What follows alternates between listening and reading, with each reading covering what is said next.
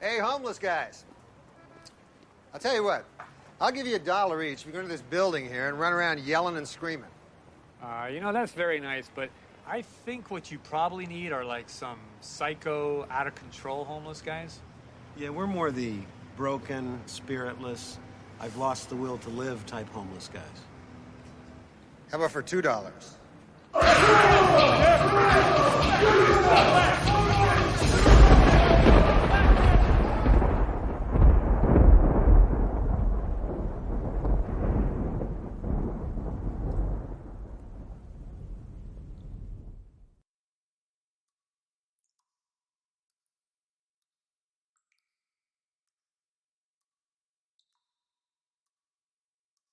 Oh, Normie. Welcome to Nick the Rat, episode 300.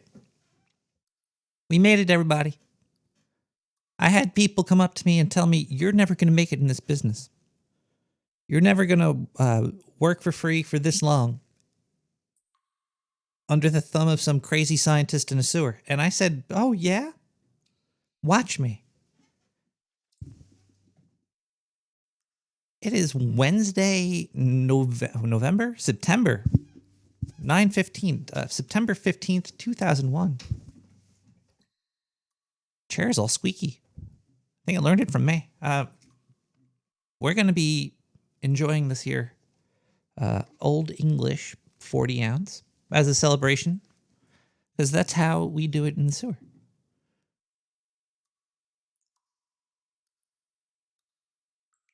I almost have one episode for every day of the year.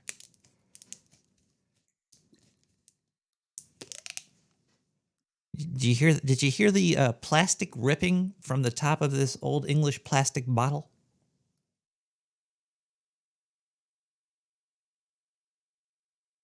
I'd spill some of this out in the sewer from my man Norm, but Diane would get very upset with me, and I'm sure he would rather me imbue the alcohol rather than waste it. So this is for you, man.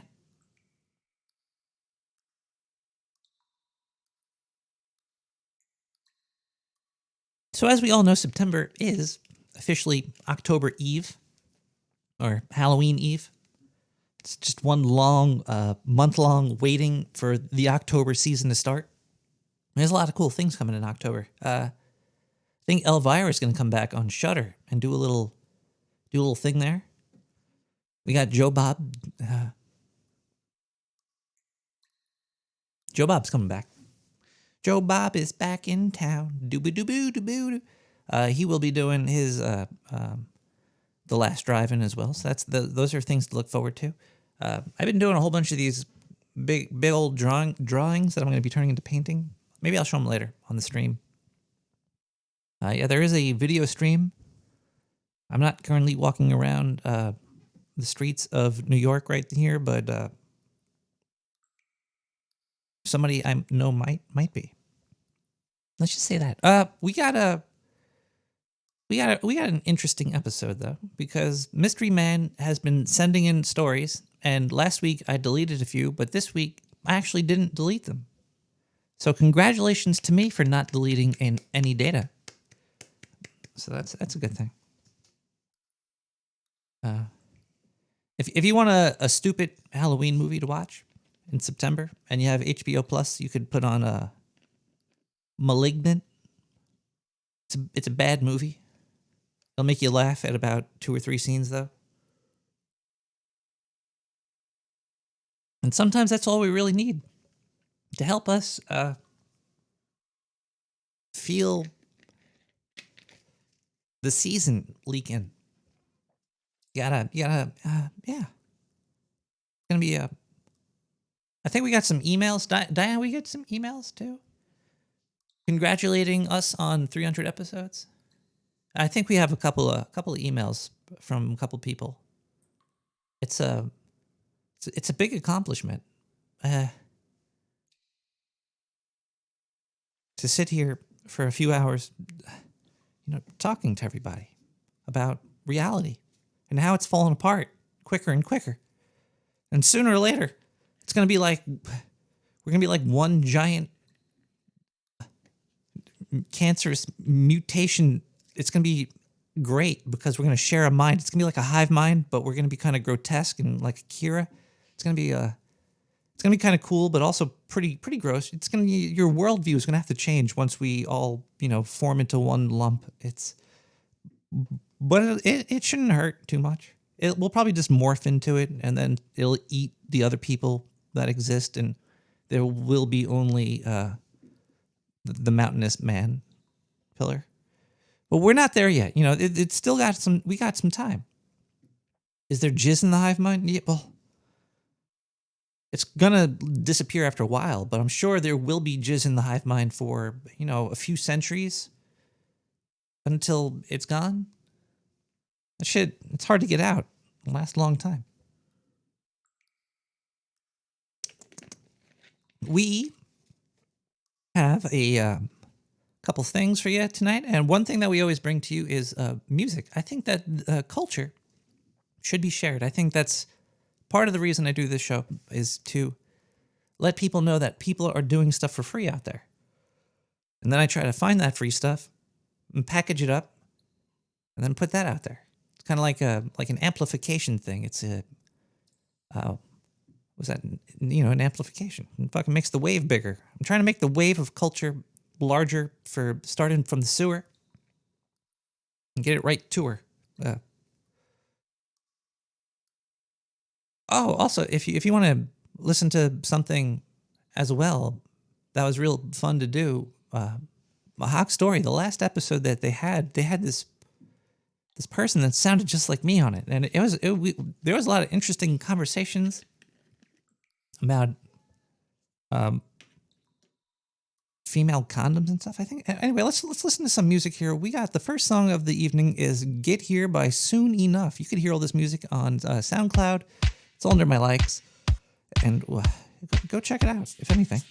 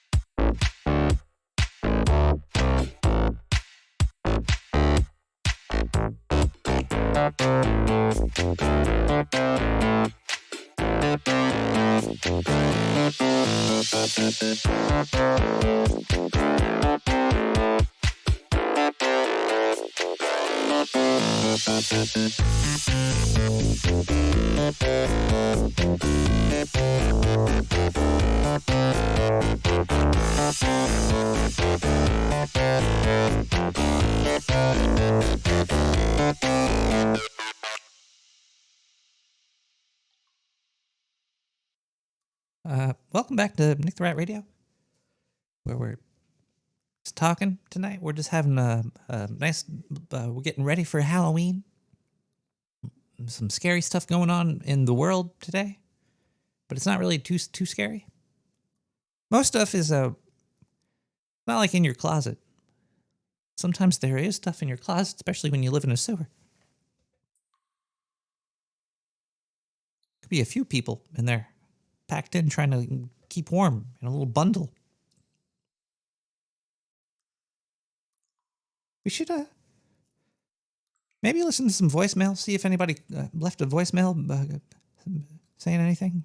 917-719-5923.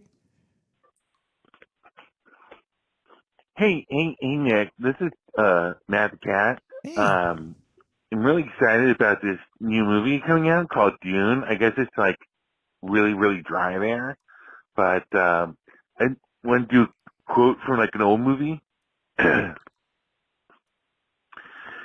me of the waters of your sewer, Moab Nick.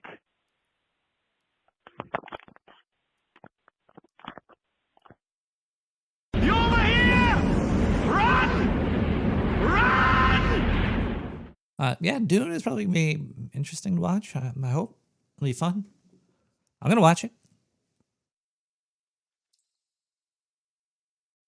HBO is a decent service. It seems like your cable package is getting stranger in the future. But HBO is one of the more decent streams, even though their software sucks. Shudder's also a decent subscription service for horror movies, but their software kind of sucks too.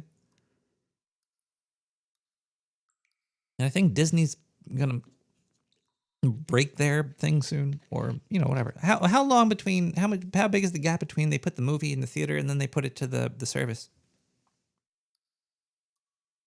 Either way, well, you don't have to pay $30 to watch it again. I don't know. Does Disney even do that? How you doing? HBO crashes like yeah. HBO just these companies make shitty fucking apps. Netflix has probably the best interface, maybe. Amazon craps out sometimes too. It depends on the device. There's so much shit. There's so much shit out there. I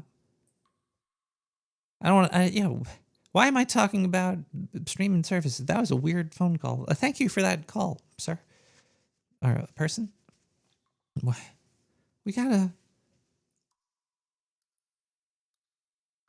I think Darren O sent me a voicemail here. What is this here? Darren O'Neill has got a great show called Planet Rage. I think it's like a sorority at a college. It might be like, there's like Delta, Beta, Planet Rage. I don't know. But let's see what he sent over here. Let's check this out.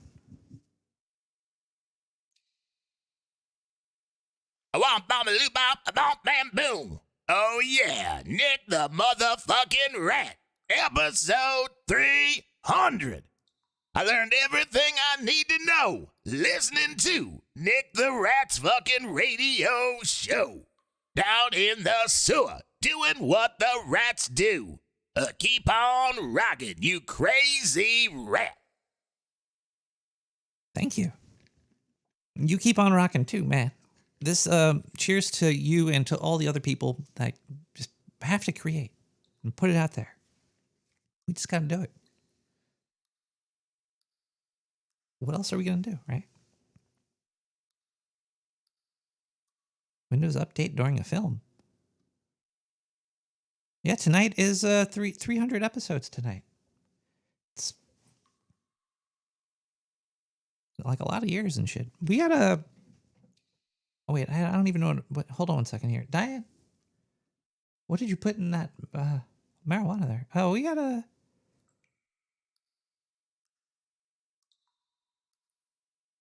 I was going to discuss something that I was talking about before the show. Hold on one second. Man, when your memory starts slipping, it's time to start sipping.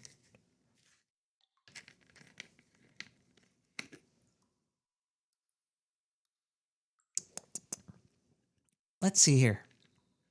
Before the show, people were talking about something, and then I said I was going to talk about that on the show. Now, I think the unraveling is happening in our skulls sometimes too. I think it's tearing us apart from the inside. It's happening on the outside, and it's going on the inside as well. I was just stalling to see if maybe the chat room could help me out, but it doesn't look like the chat room's gonna help me out. So we're just gonna play another song right now. We'll be right back with more Nick the Rat. We're gonna thank some people for helping us get this far. About it. Oh, Kapla. And now I remember. I don't even know why I got the answer from your comment that didn't even have any information in it. But the chat room was talking about the word Kapla, the curse word of the Klingons in Star Trek.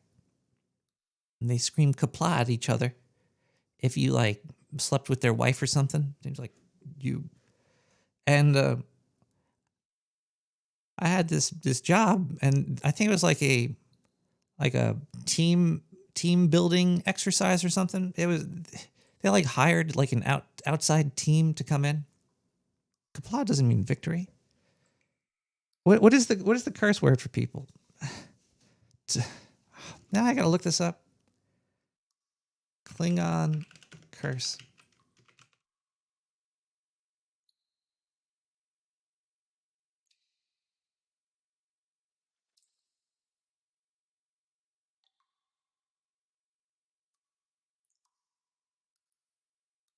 Wow, I'm stuck over here looking. Kerfluffle? Patak. Yes, there we go. Yeah, you filthy Patak. Kapla is victory, isn't it? Gee, I just lost a lot of nerd points, but I probably gained a couple of stoner points there. So I like Kerfluffle. I think that should be in the next Star Trek. You Kerfluffle. You touched my wife. So during the team building exercise, the person that was hired to talk to us that we just met that day who's going to leave, and they just got like paid for. Why couldn't they just give that money to the employees? Like let them have like a fight over it or something. I don't know. Dude probably cost a lot of money. Either way, he said he was into Star Trek and shit, and I actually remembered the word Patak then, and then I think I called him a Patak. And he was like, oh. So I think he probably forgot it as well. But, the company let me go the next day. Never worked for the Klingon Empire. Let's listen to, we got the next song over here. We have Thur Maltz with Wicked Game. Thermites?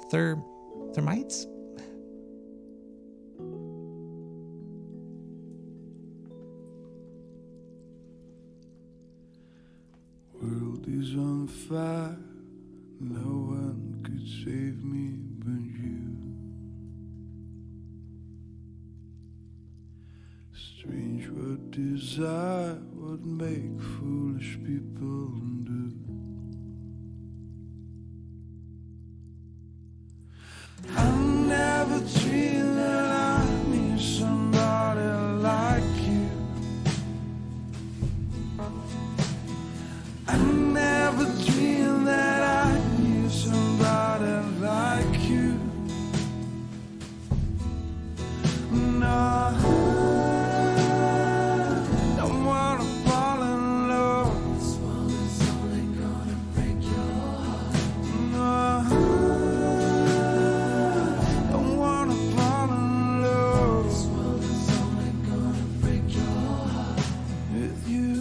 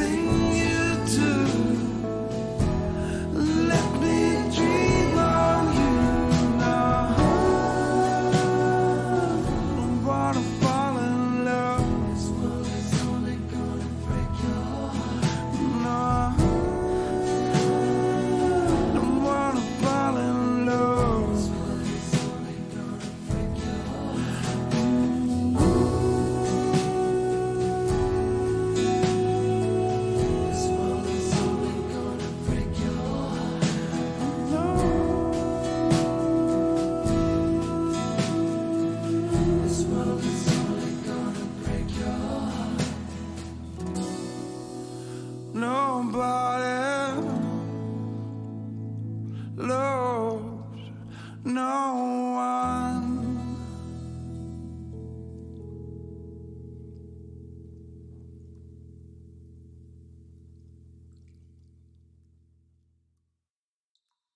Hello, everybody. Let's thank some people here. First, I'm going to thank the people at the P.O. Box, 9549, Brooklyn, New York, 11209. Nick the Rat. Got one thing in the P.O. Box this week. It's a check, I think. It's a check or cyanide. Let's find out. Diane, can you open this? No? Fuck.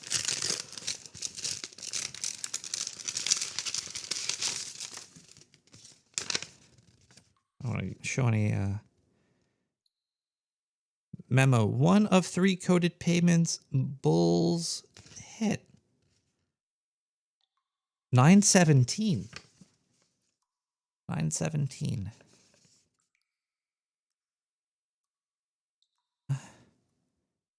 $420, 917. I think I'm gonna have to see my doctor. Thank you for the check in the mail, though.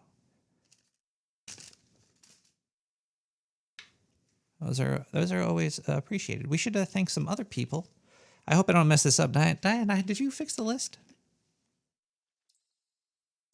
I got to thank people before I drink too much, because I think there's some rules for this donation segment here. Like if it's over like $1 million or something, I can't report it. The FCC will come after me.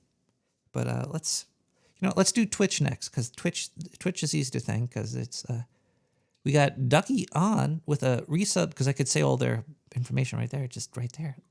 Resubbed with Prime. 29 months. I think Ducky on is my biggest Twitch Patreon. Patronus. OG Spencer just resubbed with that was 7 days ago. Yeah, last week OG Spencer P subbed with his Prime subscription. If you give Jeff Bezos money to shoot into space and to bring you cardboard, then you could help a rat out in the sewer for almost for free. Just sign up for Twitch and watch porn stars mainly. There's a lot of porn stars on Twitch, sitting there playing games, probably getting paid more to sit there in front of the camera playing games and not working than perhaps, I don't know. I've only dabbled in the business. All right, now let's thank people that go to nicktherat.com and click donate.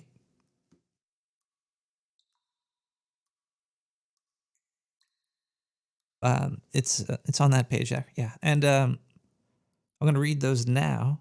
I don't read the person that sent it their name. I read the note. Read the note first, and their initials and the amount. I might not read your initials if you don't want me to. Maybe I should stop reading initials, but I think all right, I'll just read notes. I guess. I'm going to change it up. I'm just going to read notes from now on. No more initials. That'll make everything so much more easier.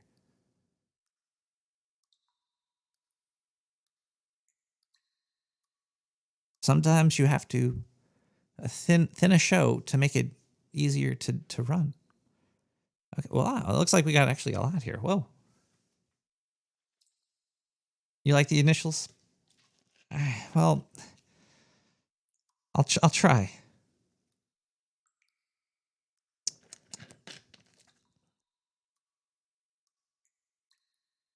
Hold on 1 second here. All right.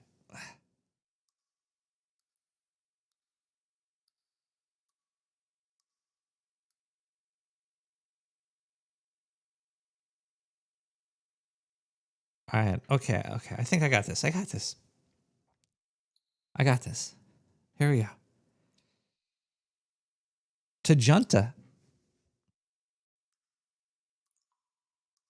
Tajunta. I think that means something. I should look that up now.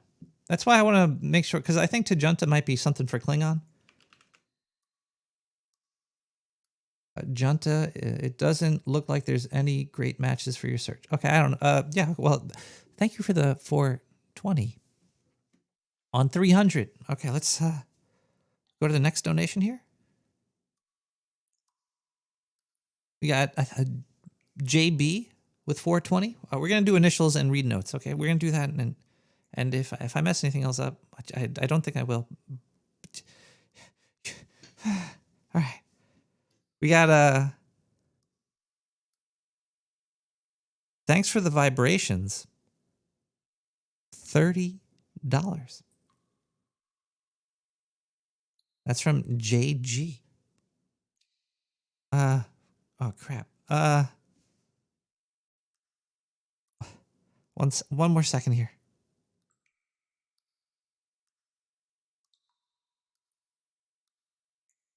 All right. Okay, we're still doing good. We're still doing good. A lot of pressure to read notes and money involvement and stuff. I mean, that's why I don't like money. There's too much involvement and stuff. So if you're sending me money, stop sending me money. It's making me have a panic attack. More money, more problems. Oh, we got LB with 420. Thank you so much, LB. We have holy scramboli.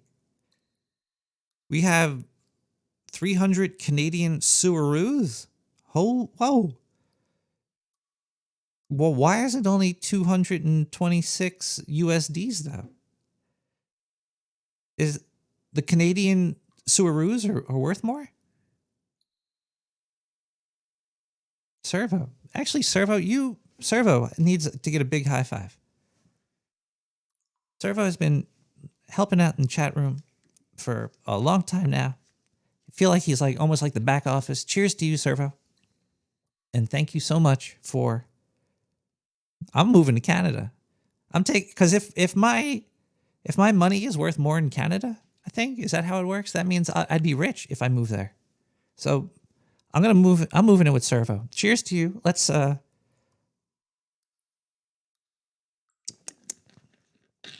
you so much.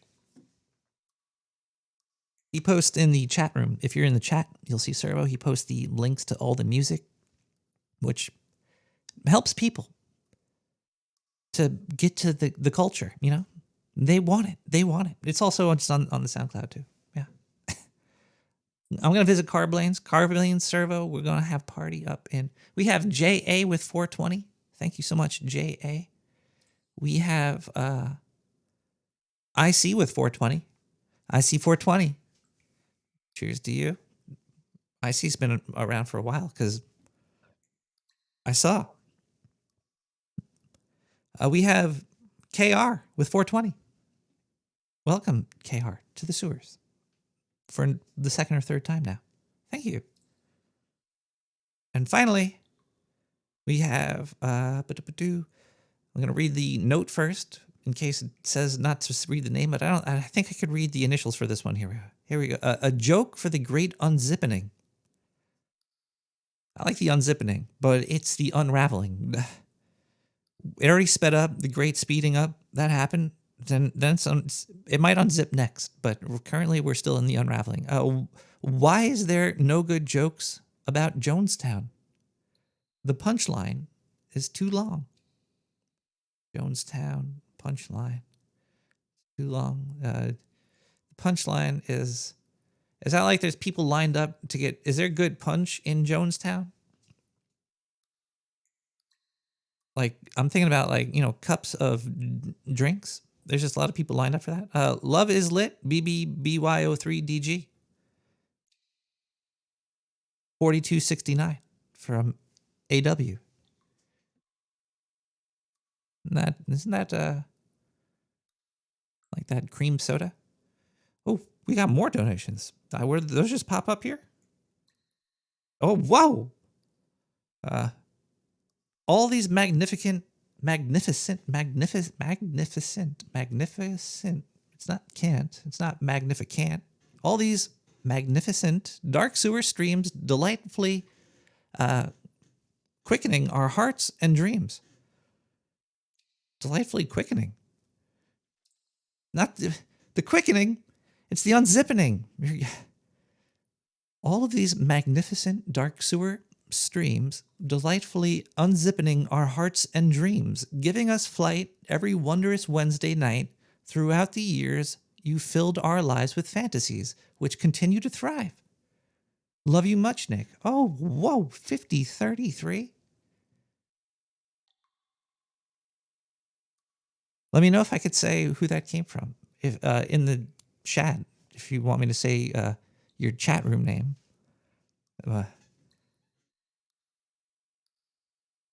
I am looking sort of there as well. Whoa, we got a holy scramboli here. This one's from Bowl After Bowl, another great podcast that I've spoken to them a few times. Nick, you legendary rat! Congrats on 300 episodes in the sewer. Roll a fatty blunt on us, friend. You've earned it, Sir Spencer and Dame DeLorean. I know the quickening was because I kept called the fastening.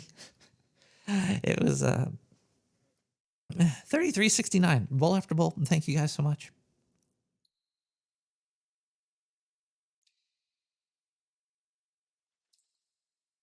This is a lot of donations over here. Instructions ×3. Happy 300. Big loves Ned. This one's weird. It's got like a whole date and time, like it's going to explode. $100. Oh, you got. The government's going to take so much money from you this year. Thank you guys. They should. There shouldn't be income tax. There should only be sales tax. You know, the sales happen in places paid for by the government. Income doesn't really. I don't know. Pay your taxes, everybody. We also have another $50 from BS. That was not BS. That was 50 big ones. That is, thank you so much.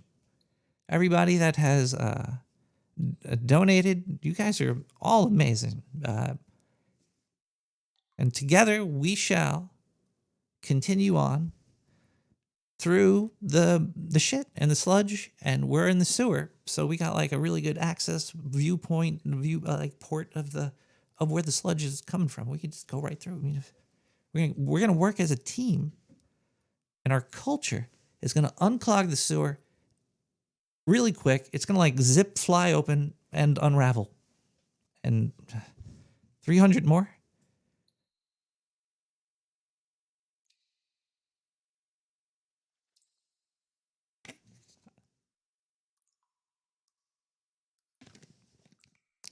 Thank you, Sewer Chat. Thank you, everybody. You guys are great, but we still have to,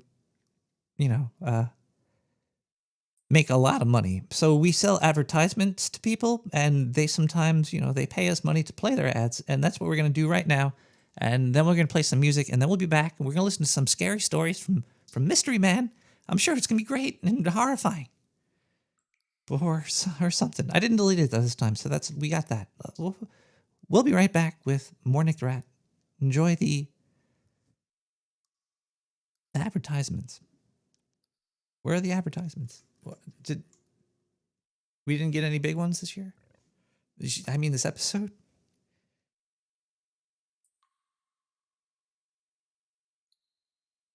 Yeah, play that one there. Okay, we'll be right back.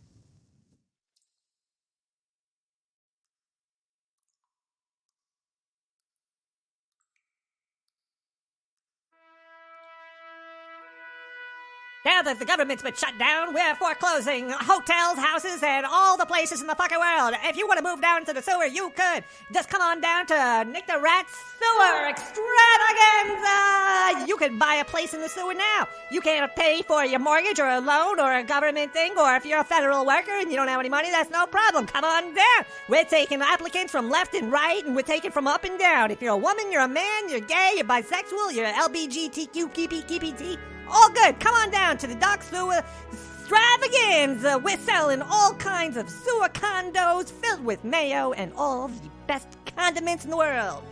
Limit one sewer dwelling per person, and we're not FDIC insured, so I hope you got a lot of money saved. Bye.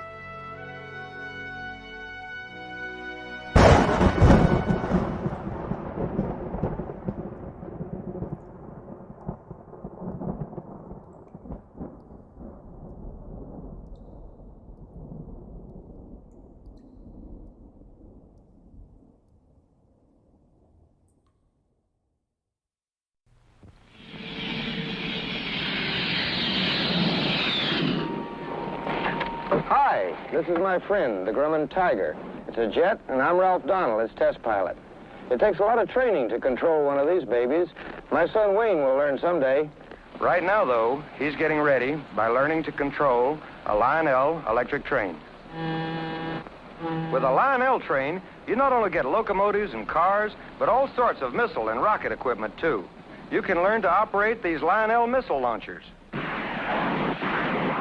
And fire this IRBM launcher by pressing a button.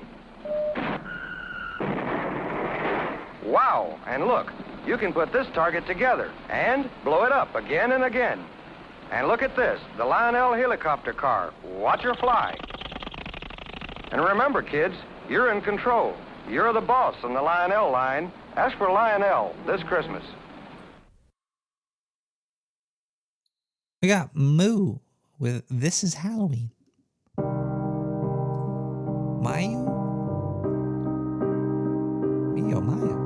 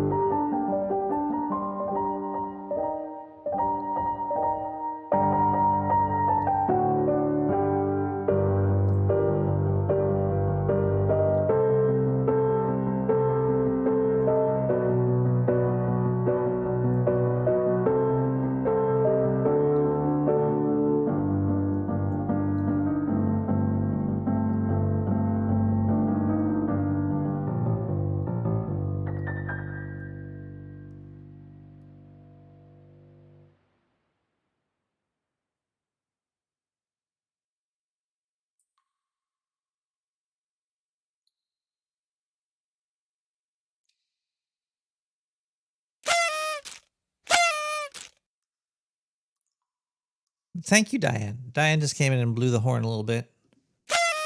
Thank you for blowing the horn, Diane. We got the special treat of mystery man making these here recordings in the sewer, and then he sends them off to us. And I think he's been recording in a very radioactive part of the sewer, because when I loaded the file up, it looked distorted, to say the least. Let's have a listen and see what Mr. Man is up to doing over here.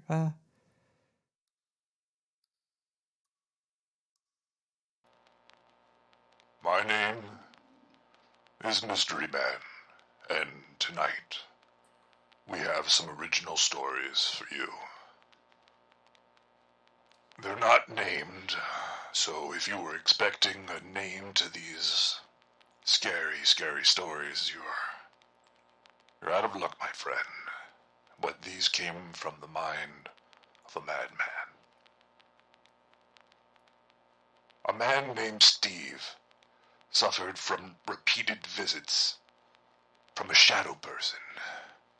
It plagued him for over 10 years of his life.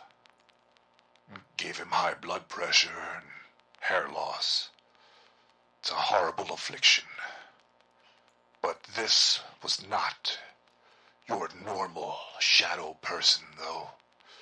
It wouldn't just sit and stare at you from the corner of your room while you laid paralyzed in bed, wondering if it was a dream or reality, or sleep paralysis, or a coat rack in the corner of the room with a hat conveniently placed on its bed as it watches you sleeping in your bed.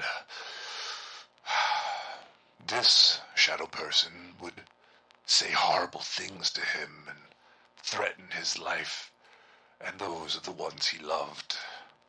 Sometimes it even physically attacked him and left bruises and scars and scrapes and drew blood. Terrifying.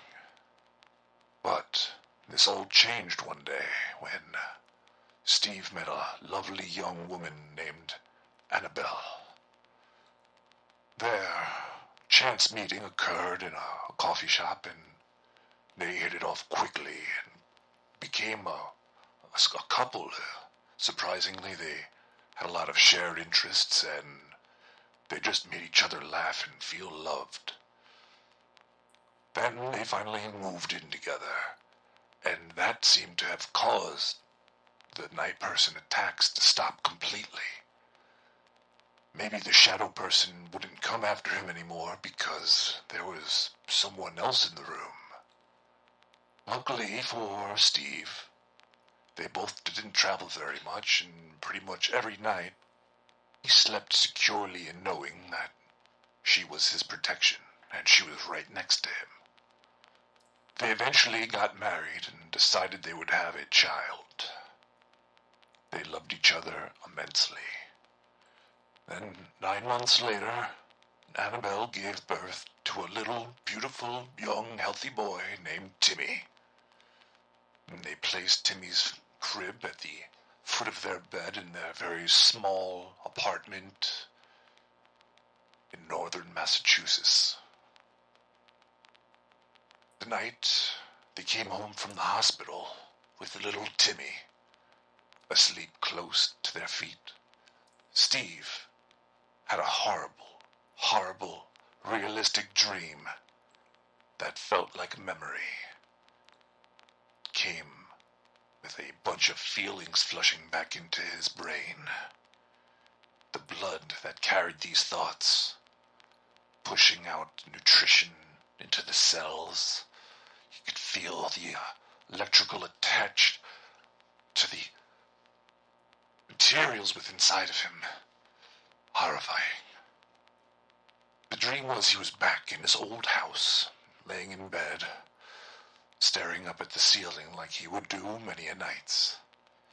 Then he saw darkness crawling up the ceiling, engulfing the entire room in one giant, drab shadow. It was a cold feeling through his body. He could feel the tingling from the chills, but he wasn't able to move at all, paralyzed completely. It slowly dripped onto his chest, almost crushing him. Drip, drip, drip, the shadow fell from the ceiling onto his naked, hairless chest. He realized this wasn't real. He knew it was just a dream. He screamed out, "I know this isn't real. You don't exist. You will never have power over me again, shadow person." The sludgy, slow-moving shadow was now in a singular mound upon his chest.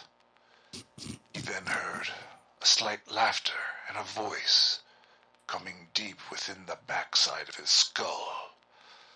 It said to him, "I know you found courage in her, but soon he will be gone and I will have your son.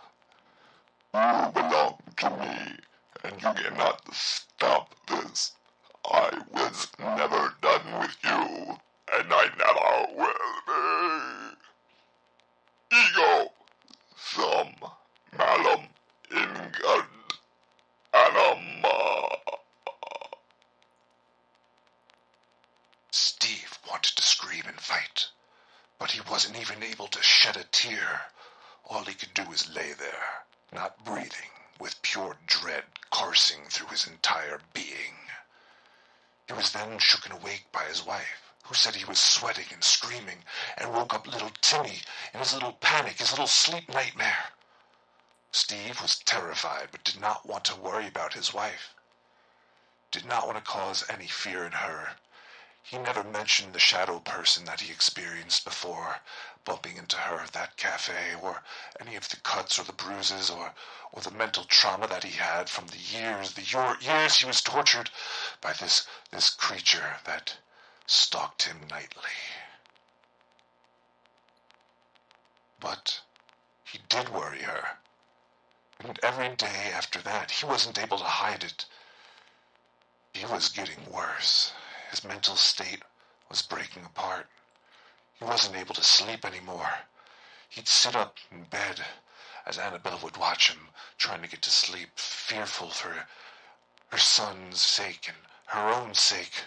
She couldn't take it anymore. He would just sit in the bed all night staring at their baby, hours on end. Annabelle had to get away, but she had only family living far away. In Cuba somewhere. She didn't have enough money to take Timmy with her, but maybe she could go talk to her family and make an escape plan later with them. It took her 6 months to get up the courage to finally go to Cuba. Steve was getting continually worse, and Annabelle needed to make her move now. When Steve found out about her plan, he became extremely agitated. "See, Steve? This is why I didn't tell you about going to visit my family. I just need a little break. You've been scaring me and little Timmy, and I just need some time. I just need some time alone," she told him. She wept, but there was nothing that he could do to persuade her to stay. "I'll only be gone a few days. Not even like an entire week," she cried. The following Friday, Annabelle left, and Steve was alone for the first time in years. And now he was also in charge of protecting their little baby son. Steve tried not to sleep until Annabelle returned home. It would only be less than a week. He could do this. He has done it before.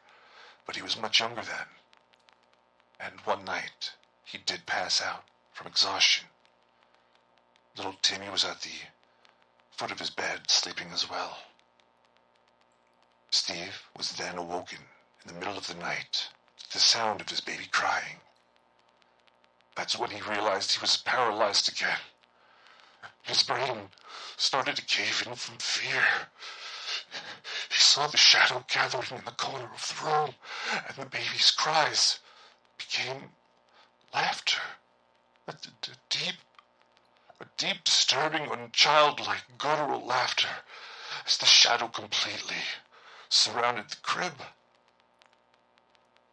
and then silence. He was frozen in the room, in dead silence for hours. He was only able to move again when the sun began to rise and spread light through his room. He stood up and slowly walked over the crib, and when he looked inside, it was empty.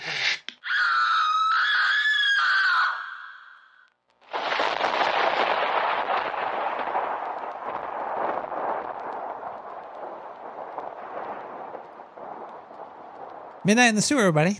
Hope you're having a fun time. Happy early Halloween. We're gonna be having fun all the way up to Halloween. Then after that, we're gonna have more fun, right? Right, Diane? I thought so. Okay, we're gonna let's listen to Don Quist with Nucleus. We'll be right back with more Nick the Rat, and I hope you hang around even though it's late, you late night warriors.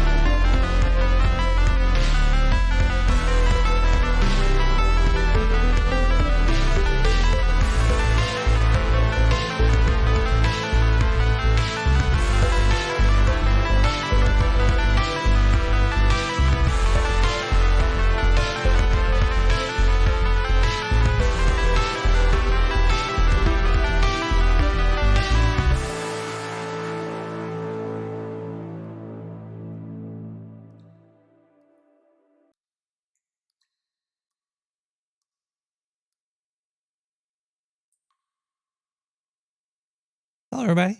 Welcome back to Nick the Rat.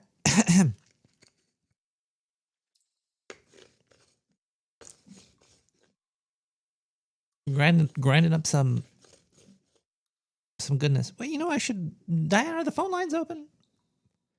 We don't screen calls here. If you want to call in, you could give me a call right now. Let's see if the phone line has anything going on here. Where's the phone? Oh, there's the phone. Okay. Let's listen to voicemail. The phone line is now open. It took me only an hour to open it up, but it's, you know, you gotta do what you gotta do, and you gotta do it sometimes. Whoa. It's got a lot of voicemails. What's going on here? They all just came in right away. Like, this is weird. Oh, yeah.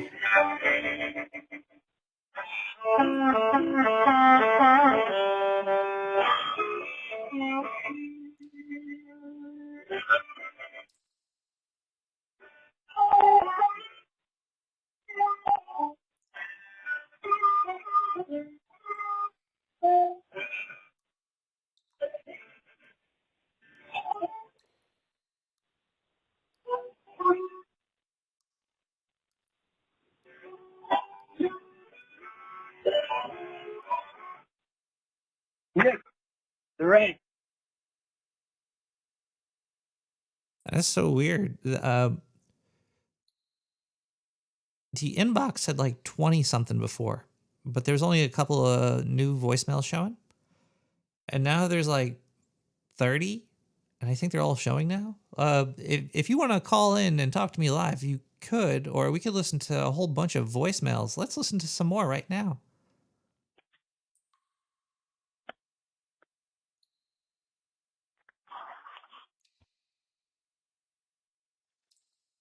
I think I'm getting pranks. I think you ever start to wonder if life is real? That's the ultimate question, isn't it? Like, is this all really happening? Weird stuff starts going on. Like, telemarketers call you, right? But there's got to be a lot of people fucking around with a lot of these telemarketers, because these telemarketers are fucking around with a lot of people. And I think the rabbit hole of fuckery is getting pretty big. Let's listen to one more voicemail. I need to do a test, because I think I might be part of a conspiracy. Nick the Rat. It is pre-Halloween, but I don't mean to scare you. I don't mean to scare everybody in the sewer chat, but have you ever experienced a spooky dookie? I'll say that again. A spooky dookie? Dookie. Spooky dookie. Oh, yes. Hello. Hi. Whoa. I'll wait your response. I was very concerned about 300 spooky dookie, and I was just wondering if you've heard about it. And I left the voicemail, but then I thought I gotta call you and tell you to your face. I think I'm having a spooky dookie right now. How did you break out of the voicemail into the real world? It was crazy. It was just crazy. I thought I'd leave a voicemail and then wait, like, I need to talk to you for real. I've had a fair share of spooky dookies. Do you want to know? Do you want to know about the spookiest of the dookies? Always.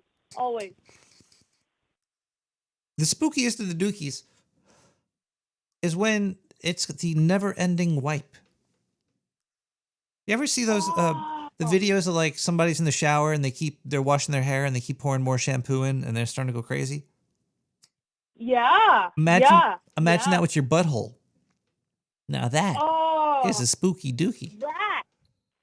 Oh. Well, I mean, you could spread your cheeks and then you go down. And then a cleanup is pretty simple, from what I've heard. It's usually a pretty simple cleanup, unless there's a Taco Bell involved. And then that's just an extra variable. Then all bets are off the table. The Taco Bell shit all over the place. The walls of the toilet bowl itself, and then even when you shit, that other shit it ricochets. It ricochets off the porcelain back to your butt. So really, like, bidet is totally. They make sense. it's like a pinball machine in there. Oh, absolutely. Total pinball machines. There's Crazy. somebody in the chat room named Spooky. I bet you every poopy they do that's a dookie is a spooky dookie. I think you're right. I think you might be right. It's the spoopy. Spooky. Spoopy. Spoopy doopies. Spoopy doopy.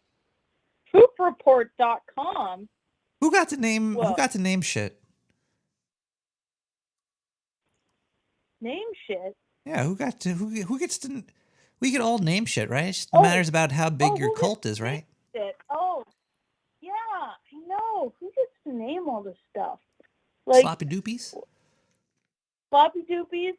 Was Floppy Doopies before Spooky Dookies, or what was it?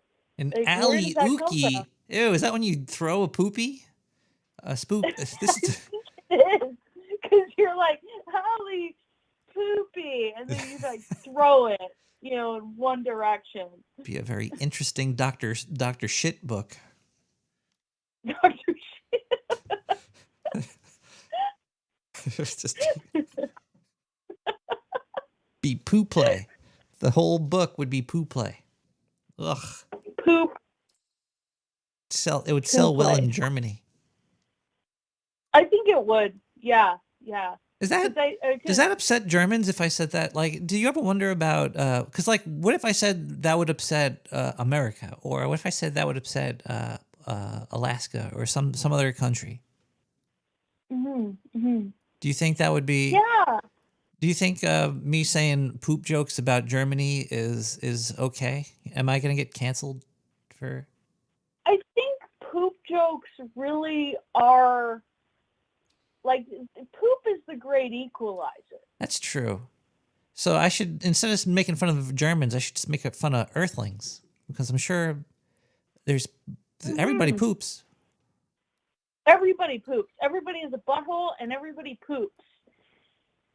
I also think that some places appreciate poop jokes more than others.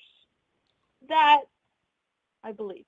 I heard the church on Sundays. I usually don't go there, but I heard they love if you go in there and you talk to people about poop behind closed doors.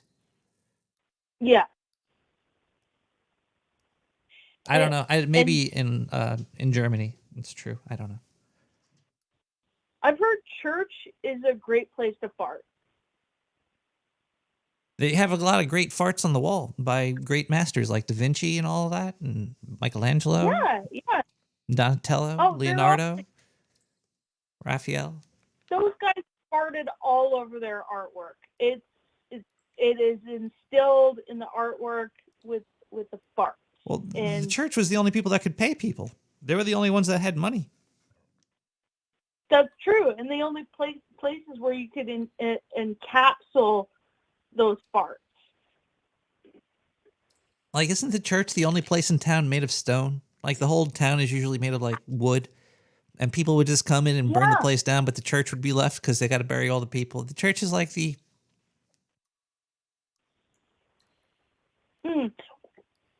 Well, the church, being stone, like, built in stone, for sure, that's like a hot box of farts. Man who farts in church sits in own poo. Thank you, Wolfie Wingnut. Well, it is like it's like burping out of your butt, and poo is just sitting there, and then the air is coming off of the poop and then out into the world. Luckily, I've never had this issue, at least recently. But imagine, what if you poop your pants? If you poop your pants and there's people around, do you think they'd be, you could you'd be like, oh, guys, I just pooped my pants. I'll be leaving now. Do you think they'd be okay with that? Yeah. Or do you? I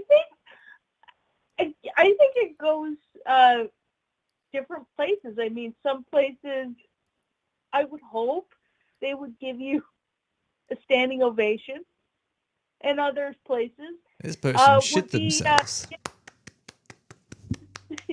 just like a golf, from a golf clap to bravo.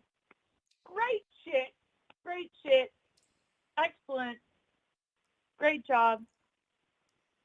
You gotta Thank you. You gotta shake it down so it goes onto your foot, and then you kick it up with the ceiling, and you tell people a ghost did it, and you say it's a spooky poo.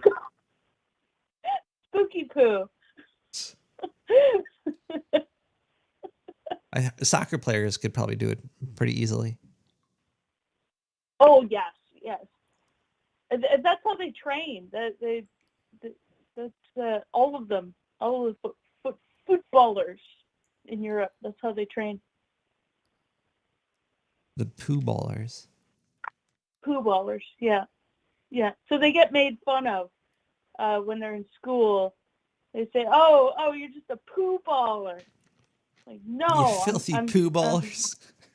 You stubby, filthy poo baller, and then they go ahead and the original football fight was with poop.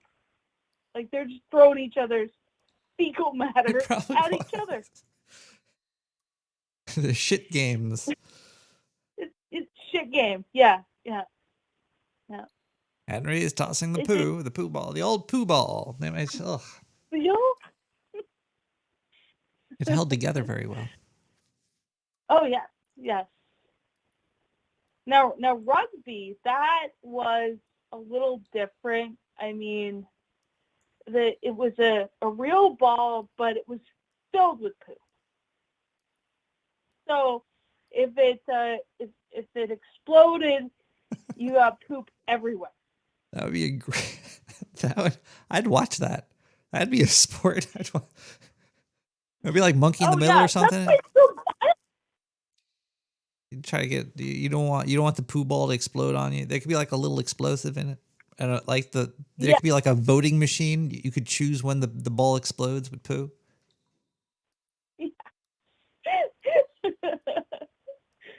Oh yeah.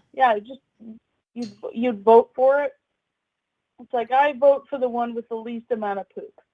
I mean, all of them have poop in it because it's rugby.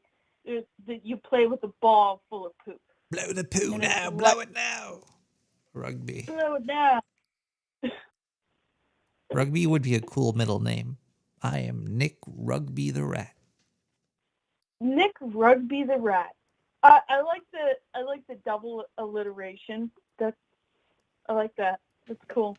You're filthy.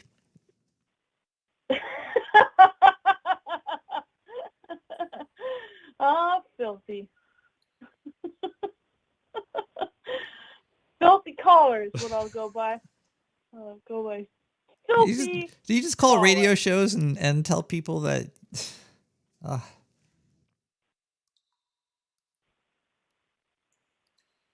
You save that for the smoker. Save that kind of talk for the smoker. I thought I would share it with you, Nick the Rat, on 300th episode of Nick the Rat Radio. I couldn't not. Well, thank you.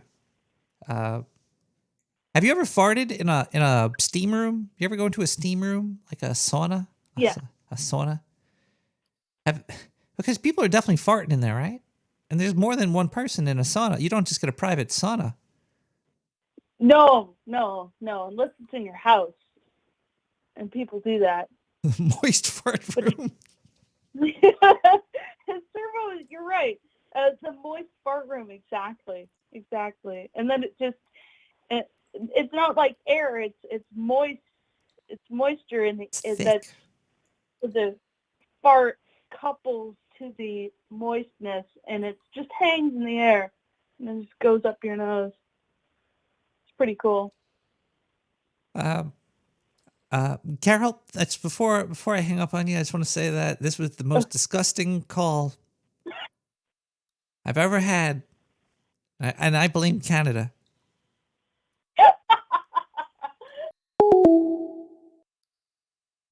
I'm 917-719-5923.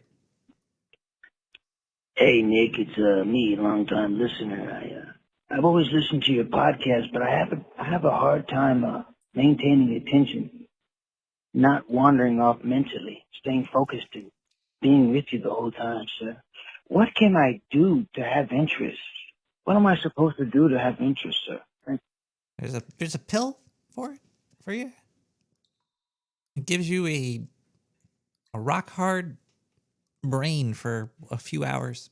You could and with a rock brain, usually you could listen to Nick the Rat Radio. Try it out, caller. Oh, we got some more voicemail. We got a whole bunch here. 917-719-5923.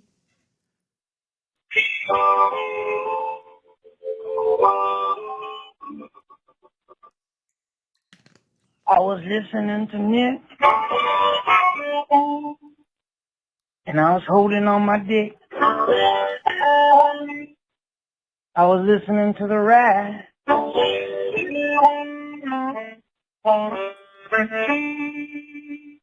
While my dick was big as a bat. They say Nick from New York.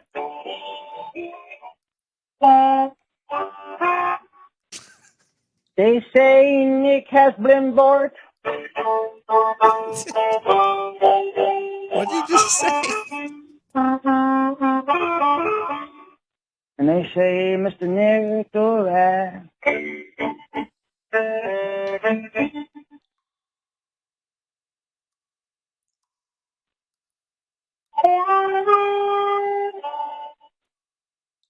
Bats are really tiny. Huh? Hello?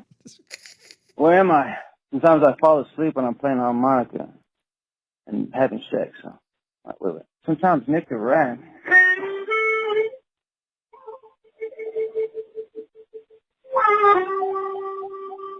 I thought you called me a soy boy for living in New Sometimes York. Nick the Rat, just sometimes.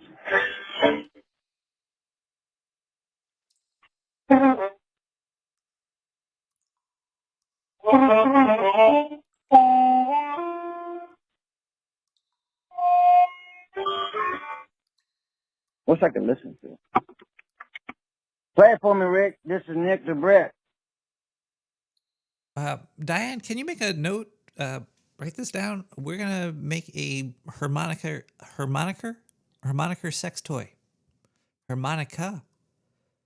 We'll call it harmonicum. It's gonna be a vibrating sex toy. You put it on the labia and the clitoris and the vaginal canal somehow. Maybe hook up some ovaries and large intestine and the amygdala oblongata. I don't know. Let's listen to a song really quick so I could use the bathroom. We got Think Chill with Cold. We'll be right back. Thank you for listening to Nick the Rat.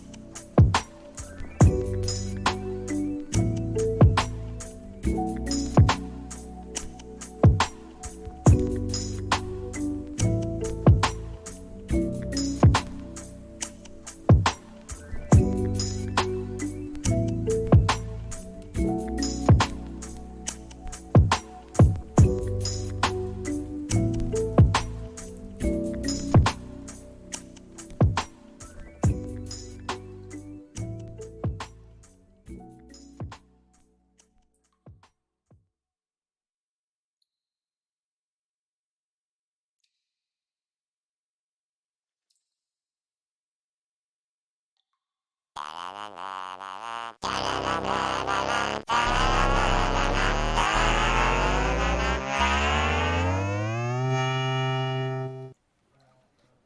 everybody, it's Zindu here. Let's see what we got. Hey, wait, first of all, Nick the Rat, 300 episodes. I wonder how many episodes when you hired me. You hired me maybe like 100 episodes ago, I don't know. You used to steal that news from Whoa Shit News. You stole from them. Yeah, that was probably not the best idea. I hope they never flag your shit. Yeah, copyright strikes left and right. Your show's doomed, Nick. No, I'm joking. It was, you commented over it. So it's fucking legal or some shit. I don't know. Anyway, thanks for bringing me on board to this wild, crazy fucking circus ride of a podcast you got going on. You're welcome, Zindu. Jeez, that's heartfelt. Stop with the mushy shit. Get to the news. What do we got here? Nicki Minaj said she doesn't want to get a vaccination because if she does, her cousin's husband or cousin got like giant testicles and erectile dysfunction, and then his wife to be left him or some shit. She made up this whole crazy story, and oh boy, when somebody with 1 million followers says anything or even more, actually, how many followers does Nicki Minaj have? Let's see, Nicki Minaj. Who's that other girl? Cardi B. They're like the same person, aren't they? I think they might be sharing the same bodies. They just switch eyebrows. Nicki Minaj. I think she was removed from Twitter. She's probably removed from Twitter. She's not even there anymore. They just deleted her account. Yeah, she's gone. There is no Nicki Minaj. I don't think so. I mean, is it Mickey Mouse? Mickey or Nicki? Nicki Minaj. Menage a trois. Nicki Minaj. All right, she got a profile here on Twitter. She has 22.6 million followers. Yeah, so when somebody with that many followers says that their cousin's testicles blew up, they're gonna get crazy on you. Everybody came out of the woodworks, and let's read her latest tweet. It's actually a retweet from some, I don't even know who this is. Somebody with 1,000 followers. Somebody with 22. Nicki Minaj has 22 million followers, and she retweeted somebody with 1,000. Let's read this tweet here. When will people learn that Nicki Minaj is not going to be backed into any damn corner? Y'all are not gonna freely tarnish her name and gallop away unchecked with your twisted agenda / forced narratives. She is taking hold of all the power and influence she holds. Proud of you, Nicki. Yeah, okay, so it looks like she's got 1 or 2 fans out there totally backing her up. And then, like, the rest of the planet's attacking her. Whatever. You know what? My hat's off to you, Sticky Minaj. I'm sure you may. I've heard a couple of your songs. It's whatever, you know. But I've heard it, and I didn't give you any money, so thank you for adding something to something. I don't. Either way, who cares? Let's see. What else do we have in the news here? We got anything? There's really nothing going on. Let's go to the news feed. Blah, blah, blah, blah, blah. Let's see here. Oh, God. The Newsweek is just commenting on TikTok. TikTok is like the new thing. It's like kids don't want to get involved with shit old people do because old people don't want to get involved with shit kids do because you go to jail and shit for that. So they got TikTok seems to be the next generation's CNN, I guess, or Time Magazine. So this is on Newsweek. I guess you know Newsweek's not the paper of whatever. Teenagers are known to be sleepy, late, and messy, often leaving a trail of dirty laundry and washing in their wake. Their bedrooms usually look like a war zone. Okay, whatever the fuck. What am I reading here? Tiffany Hammer of L.A. filmed her 16-year-old's messy room and shared the clip on TikTok. Wait, hold on one second. I thought it would be the 16-year-old filming the messy mother. Why is the mom using it? And why are you posting your 16-year-old's room on the internet? This is all fake. It's got to be. Or, you know, if I was that 16-year-old, I'd sue my mom and I'd move out and I'd set the house on fire and I'd fucking post it on OnlyFans. When your teen won't clean her room, the bed is unmade. Okay, let's see here. She bought some black rice and scattered it. She scattered it around the room, mimicking rodent feces. Oh, okay. So she got her kid to clean her room by putting black rice on the floor and saying you have rats.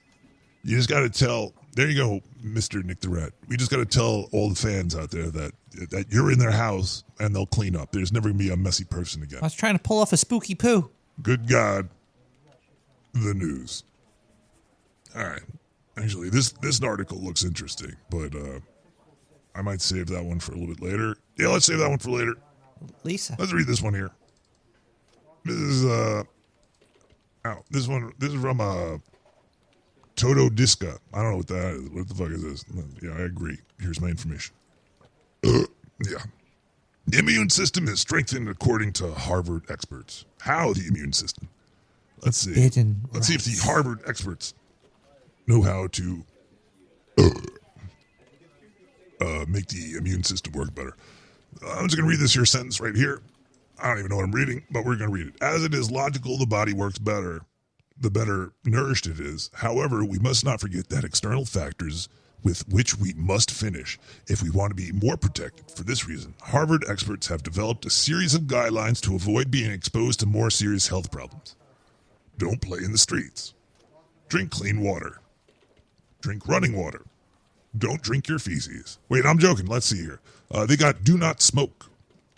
Do not, like your meats? Don't smoke your meats? All right, Harvard. Follow a diet rich in fruits and vegetables. Diet rich. Follow a diet rich in fruits and vegetables. Exercise daily. Be a healthy weight. Don't consume alcohol. Get enough rest. Take measures to avoid infections. Minimize stress. Well, thank you, Harvard. You guys are...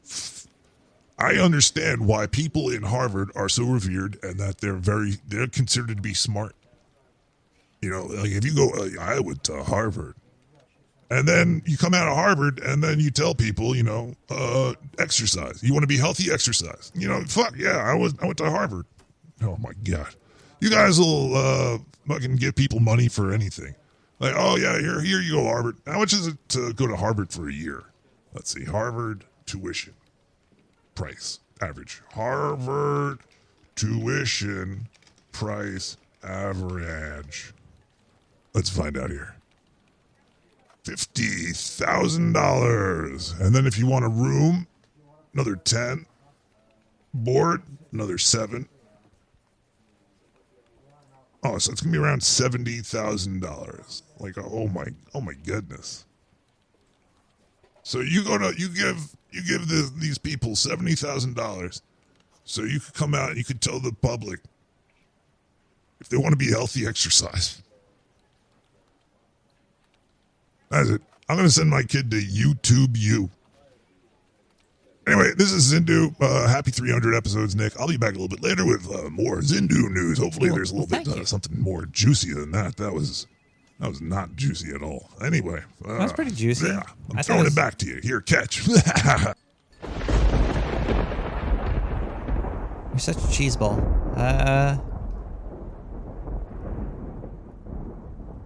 917-719-592-259-253. Sometimes there is stuff in your closet, especially when you live in a sewer. See a few people in there back there trying to keep warm. Hello? We should maybe listen to some voicemail, see if anybody left a voicemail. You got anything? 917-719-5923. Yeah, he always told you to do when you call. Hey, Nick. This is Matt Cass. I'm really excited about this new... Hello? Hey, hello from Spearfish. How you doing? Happy 300th week, I guess. Yeah. I guess it would be the 300th week. Yeah. Oh, my goodness. It's been a good run, and I've loved every second of it. Thank you. Thank you so much. And congratulations. You're welcome. I would like to thank the Academy and my parents. Mom, Mom, you have some beautiful tits. And Dad, Dad, if you ever hear this, Give me a call. Yeah. Dude, and also, rest in peace to Norm Macdonald. He was one of my heroes, and I lift a shot to him. Make God laugh. Cheers. Cheers to Norm. Yeah, 61. Mm-hmm. He had cancer for the past 10 years. Yeah, he was just quiet about it, and I get that, because, then I would have been bummed out for way longer, and then bummed out now anyway, Yeah, I would have been. And so I think he did us a real favor. Yeah. Yeah, so good for Norm. Incredible career, one of the funniest people who ever lived, because he was one of those comedians that he didn't just say funny things, he said things funny. Like, anytime he'd say anything, it was pretty much always fucking hilarious. I remember not understanding his comedy and not thinking he was funny when I was like a teenager. When I was like just experiencing SNL, I was like, this guy's not, I don't get this joke. This joke, he's just saying words. And then I was like, oh, he's fucking funny as fuck. Oh yeah. Well, and I'm still thinking about the Spooky Dookie, because when I first heard it, it was on this very episode 300 of this fine podcast. And my first thought was, I'm listening right now. That's how I heard about it. We're live?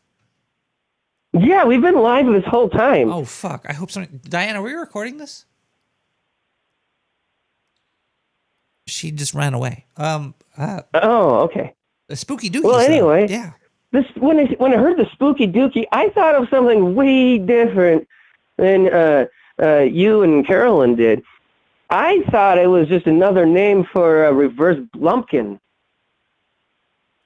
Well, that's when you're shit. Yeah, that's when the guy has his head in the toilet. Yeah. His pants are completely off, and he's pooing right on top of himself while a nice lady is sucking the lollipop there.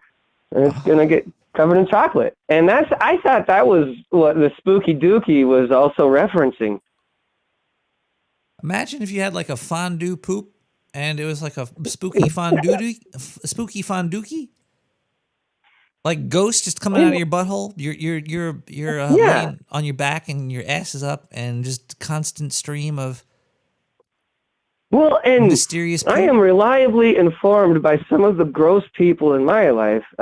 They say that when they actually plan ahead for the Spooky Dookie, the reverse Blumpkin, as I always thought of it, and like they would eat the right stuff so it would have the exact right consistency.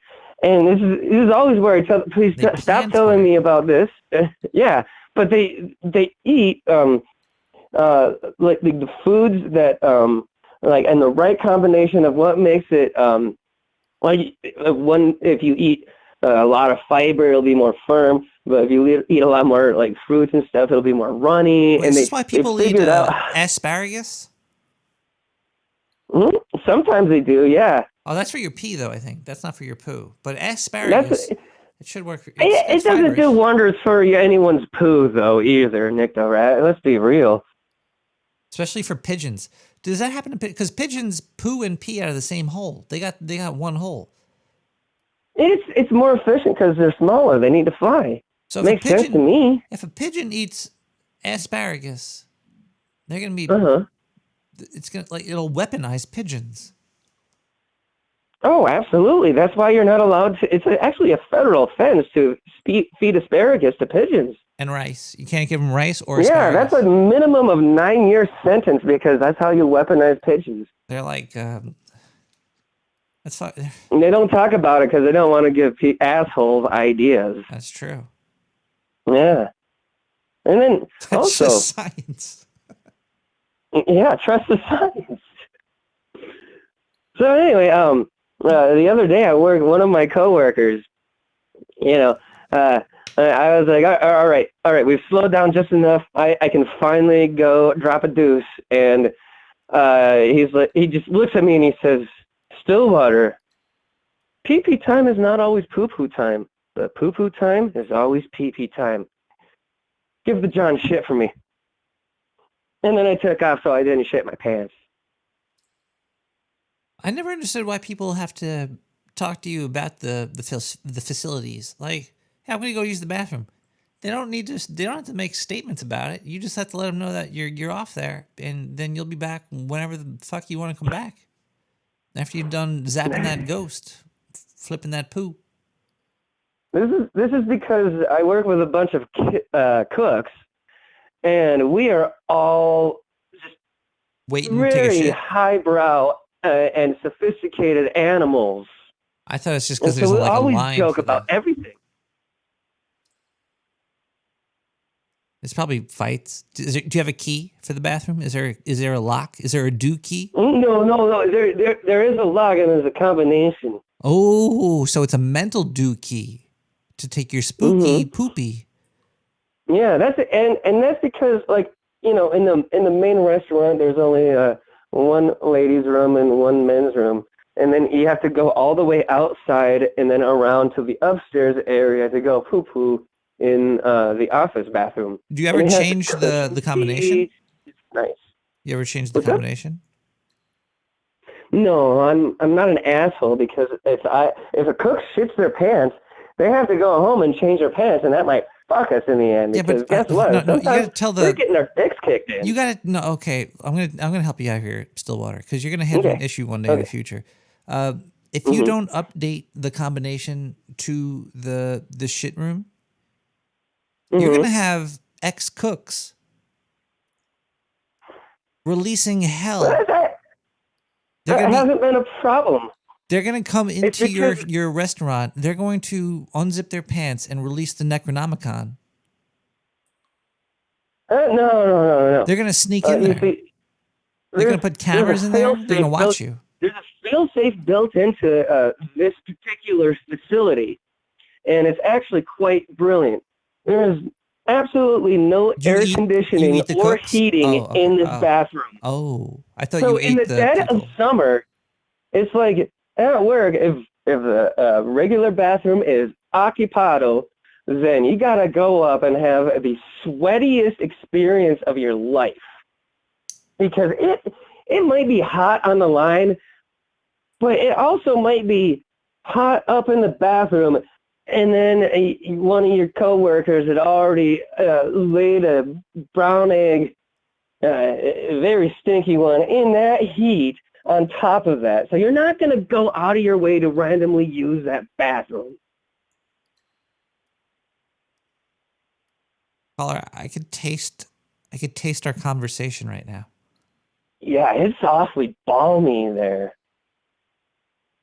Yeah. Anyway, thank you again for 300 episodes. This is the most sophisticated, highbrow community I have come across, and everyone else are just a bunch of immature, poopy-faced baloney heads. I gotta hang up on you before you get me sued. You can't just go around calling everybody. They're gonna come to me. They don't know who you are. I am like a wall protection. I'm like a VPN screen. They come 917-719-5923. I've been trying to call all night, and I don't understand why this is, I like that call. You know what? I actually want to hear that again. I've been trying to call all night, and I don't understand why this is,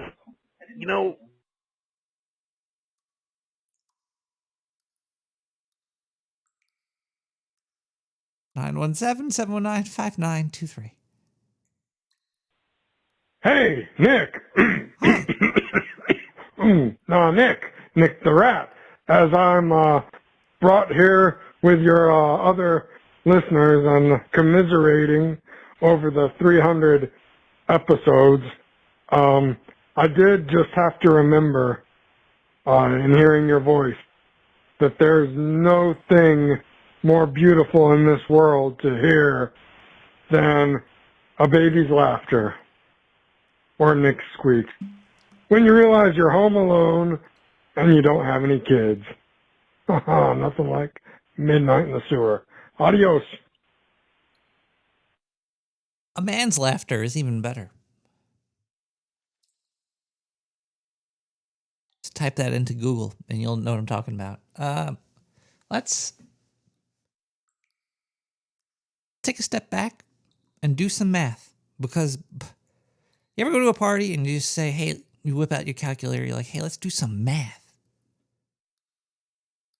That's what people want to hear these days. They don't want to hear like fucking celebrity news or what dress somebody wore at some really expensive dinner that nobody else is attending that's a political bullshit hole. Nobody wants that. They want to do math. So let's do that right here. You got 1, 2, 3, 4. Let's listen to a song and we'll be right back. We got Cyberpunkers with The Truth.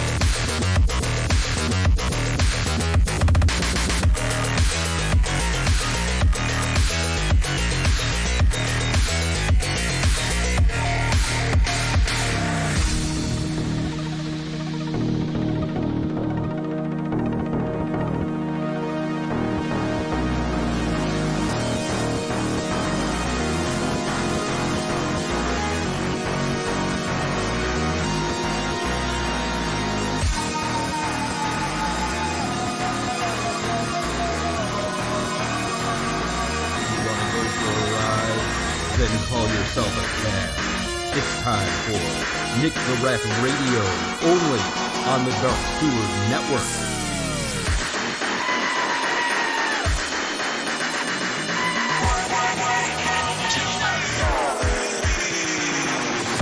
Hey, motherfucker.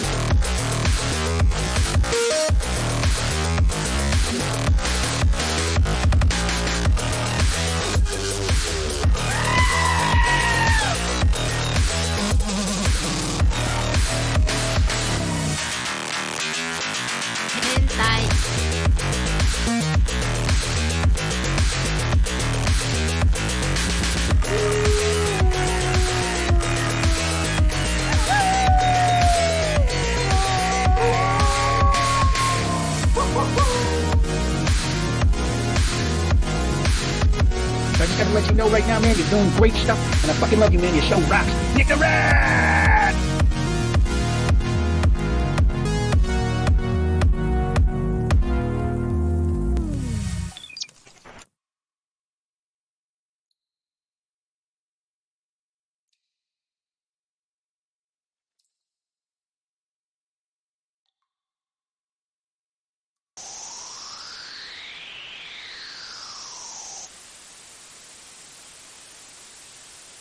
Property values are insanely high. Nobody wants to lower the rent because lowering the rent would mean that commercial mortgage-backed security would be worth less money. And when that was worth less money and the property's worth less money, the city gets less money. And God forbid the city ever get less money. There are a lot of politicians that are going to say, we want to make the city more affordable. We want to help small businesses. We care about small business. We care about the disenfranchised, impoverished, lower middle class homes that can't afford to live in the city and that can't afford to do business here anymore. We're here for you. And then everybody in the public's going to go, yeah! And then the politicians are going to get in office. And then they're going to look at the reality, which is that, yeah, the city spends about 70 to 90 billion, and about 30 to 45 billion of that comes directly from the fact that we have a bunch of overpriced properties. And the moment you do something to allow that property to be rented for less, the building is worth less. The building is worth less. The city collects less money in property tax, and then you have to figure out what to do with your insanely bloated government. And nobody wants to touch that. That is the third rail in New York City politics, and nobody is ever going to touch it. And until someone does something about this entire situation, it will just keep spiraling out of control until you get to the point where even Chase Bank can't afford to have their real estate in Midtown Manhattan. Anyone gonna eat this meatloaf? Because there's nobody else. Edward R. Murrows is not around. NBC is not going to do breaking investigative journalism into this topic. Vice is too busy talking about how I did acid and ate a piece of shit from a African warlord's ass crack to talk about anything that matters. Vice, talk about a fall from glory. Who owns Vice now? Vice isn't on HBO anymore? Fucking, ooh, man. Imagine, ooh, man. Shout out to Gavin McInnes. Shout out to Gavin McInnes. Imagine if you were at the helm of Vice, all the cool shit you could have done. Gavin, I'm not talking about Gavin, I'm talking about Shane. Imagine what you could have done at the head of Vice News. Imagine the dynasty you could have built with Vice News. Imagine the rocket ship to truth, education, whatever, partner with Khan Academy.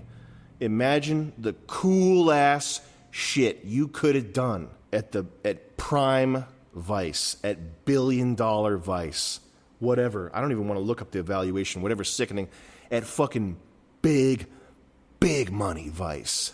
Imagine what you could have done. Built a dynasty, an information dynasty. You wouldn't even have had to throw it all away, to go hardcore. You wouldn't have had to go into Pizzagate.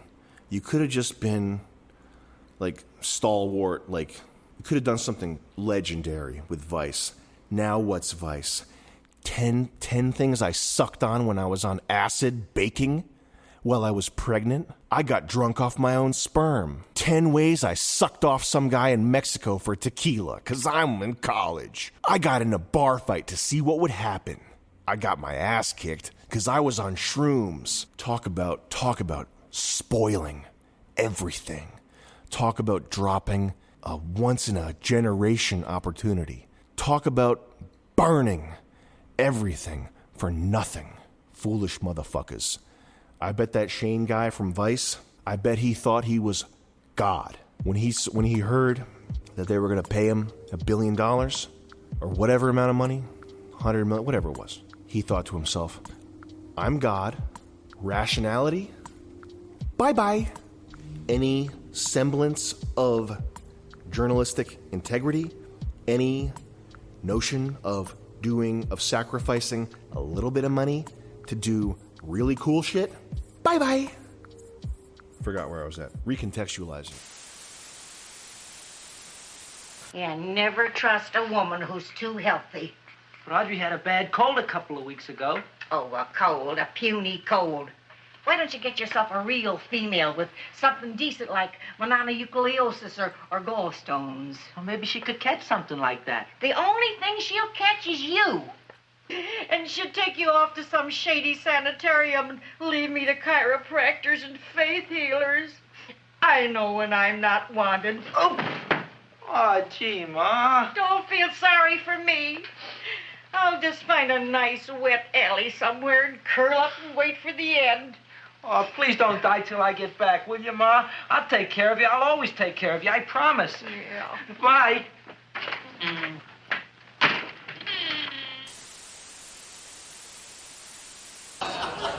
I watch the TV, I watch the news, make you afraid, the news, you know? Put all these stories on, Iraq, Iran, North Korea, you know, try to scare you, you know? But does it ever really scare you? Like, you ever wake up in the middle of the night, North Korea! That little tiny country across the ocean. I wonder if they'll get me.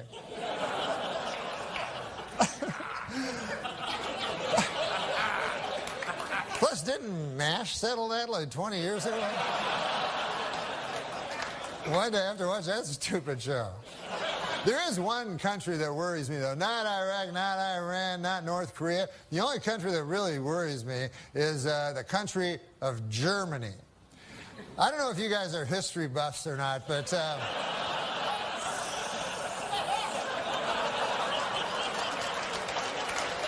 in the early part of the previous century, Germany decided to go to war. And who did they go to war with?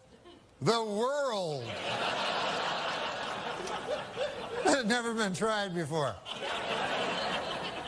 And so you figure that would take about 5 seconds for the world to win, but no, it was actually close.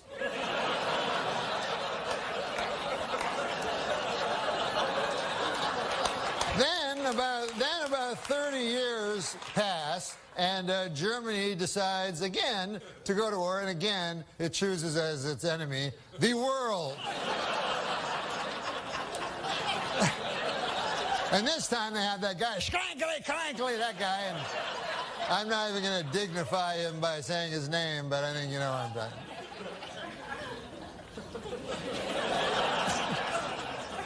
But you'd think at that point the world will go, listen, Germany, here's the deal. You don't get to be a country no more on account of you keep attacking the world. You know, what do you think, you're Mars or something?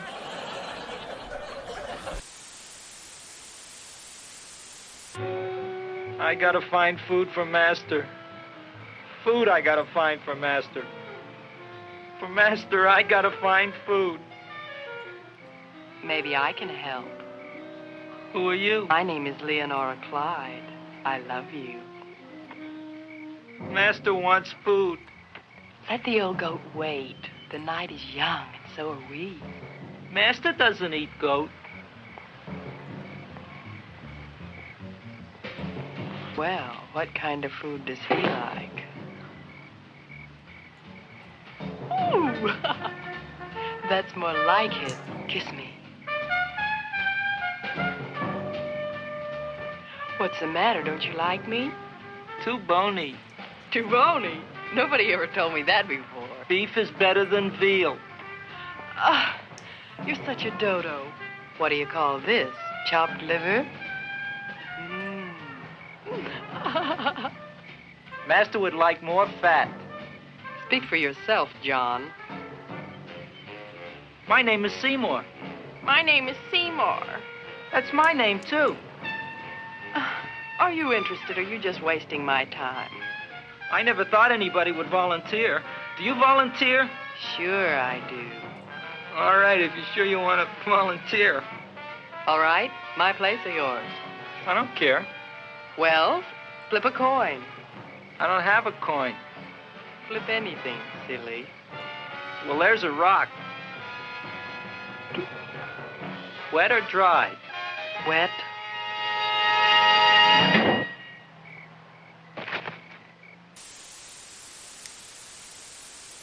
Because after all, if you die and your memory comes to an end, and you forget who you were, being reborn again is exactly the equivalent of somebody else being born, because we have no consciousness of our continuity unless we have memory. If the memory goes, then we might just as well be somebody else. But it seems to me that the fascinating thing about this is that although a particular set of memories vanishes, death is not the end of consciousness. In other words, we are deluded by a kind of fantasy if we think of death as endless darkness. endless nothingness is not only inconceivable, but it's logically absolutely meaningless, because we aren't able to have any idea, much less sensation of nothing, unless it can be compared with a sensation of something. These two things go together. And therefore, I think what is meant is that the vacuum created by the disappearance of a being, by the disappearance of his memory system, is simply filled by another being who is I, just as you feel you're I. The funny thing, though, about being I, about feeling that one is sort of a center of the universe, is that you can only experience this I sensation in the singular. You can't experience being two or three I's all at the same time. Now then, it seems to me that this idea has three very important consequences. One is that the disappearance of our memory in death is not really something to be regretted. Of course, everybody wishes to hold forever to the memories and to the people and the situations that he particularly loves. But surely, if we think this through, is that what we actually want? Do we really want to have those we love, however greatly we love them, for always and always and always and always? Isn't it inconceivable that even in a very distant future, we wouldn't get tired of it? And this indeed is the secret of the thing. This is why the demon of impermanence is beneficent. Because it is forgetting about things that renews their wonder. Just think, when you opened your eyes on the world for the first time as a child, how brilliant colors were. What a jewel the sun was. What marvels the stars. How incredibly alive the trees were. That's all because they were new to your eyes. Or in the same way, you know how it is, you've been reading a mystery story. And you're looking around the house, you want something to read, and you pick up an old mystery story. If you read it years and years ago and you've forgotten all about the plot, it still excites you. But if you remember the plot, it doesn't excite you. And so, by the dispensation of forgetting, the world is constantly renewed. And we are able to see it again and again, and to love again and again, to have people to whom we are deeply attached and deeply fond, always with renewed intensity, and without the contrast of having seen them before, for always and always and always. Another consequence of this is a very curious realization to me. Remember that question, who would I be if my mother had married someone else? Who, if I were you, we often say, one might so easily have been you. I might so easily have been born in China and India. Why do I feel that the world is centered in this place, as distinct from some other place? You jolly well know the world is centered where you are. And this gives one a very strange feeling of the idea that other people jolly well exist in the same sense you do. Everybody's name is I. That's what you call yourself. So there will always be I's in the world. Every I is in a way the same I. We all might be anyone else. And there is no escape. It goes on and on and on and on. So long as there is consciousness anywhere, there is I. You then, in a way, look out through all eyes. And that, perhaps, is the secret of the great virtue of compassion. Yep. Welcome to New York, motherfucker.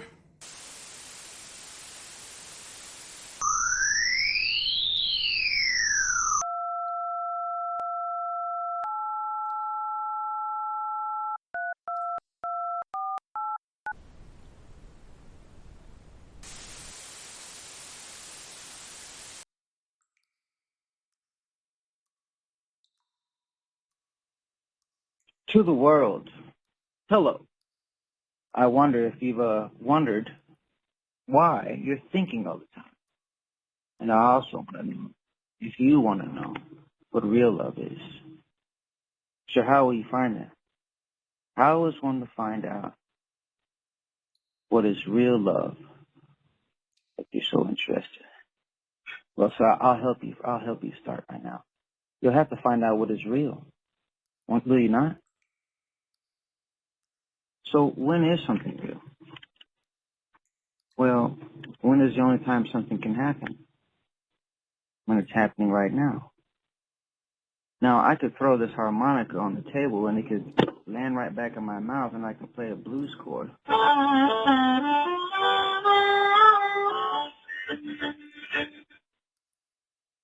And I can have the memory of what I just did. But the truth of what happened has happened. The truth of what just happened is as it's happened.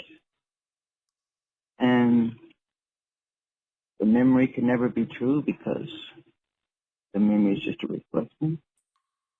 If I had an idea of how to do that again, well, the idea would not be true. See, me and you are concerned with the absolute truth.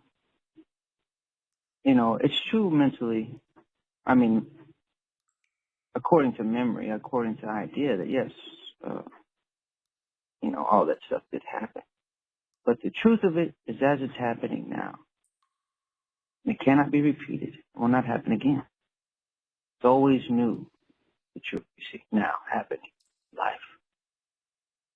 And also, I can talk about what just happened. Those words, they will be true verbally, but they will not be the truth, you see. So if me and you are discovering that memory, ideas, and words are never true concerning the truth, if we would like to get to that, or understand what the truth is. So if thinking or memory or any action of verbalization will not let me directly perceive the truth, then what is the action of the mind that will let me? That will allow for the truth to come into being if that's what has to happen. Oh, I don't know. I'm just a fool. So thank you for this.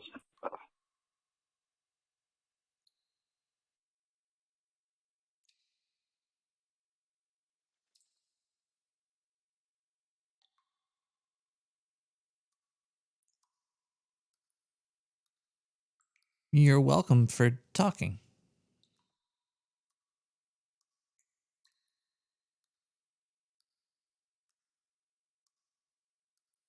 We're gonna play a couple commercials.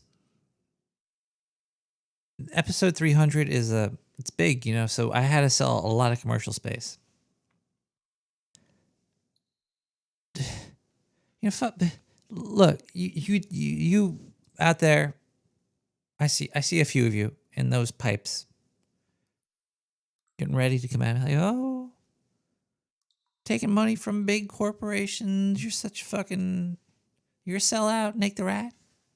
Fuck yeah.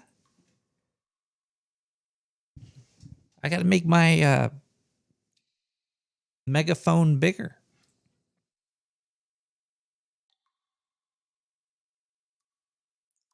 Just for the people that, you know, want to listen. I need a larger, quieter megaphone. That's when life will be good. When we're all, when reality is so quickened and spaced out that the wolf's howl will be heard throughout all of reality. If you want to hear it, say I want to hear some wolves screaming at each other right now. Hey Bob, you got any food? I'm hungry.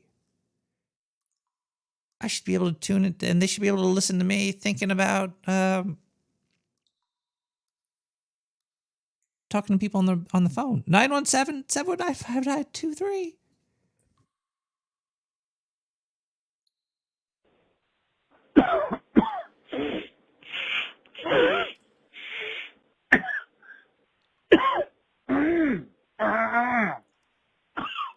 Allergies suck.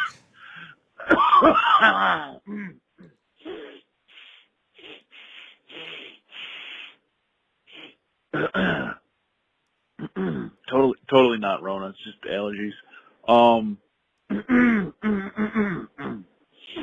Goddamn conifers.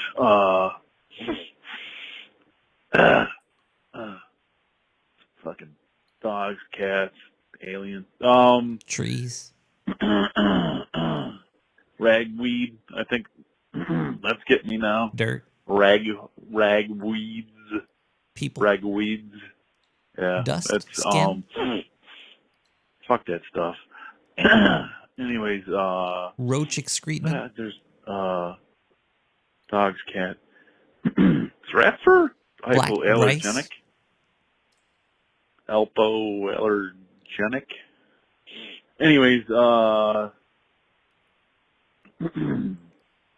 was calling to say, hey, congratulations on 300. This is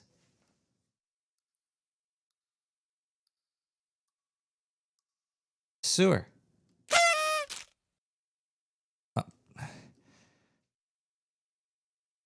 A huge party down here. We're popping a single bottle of Old English in the plastic bottle.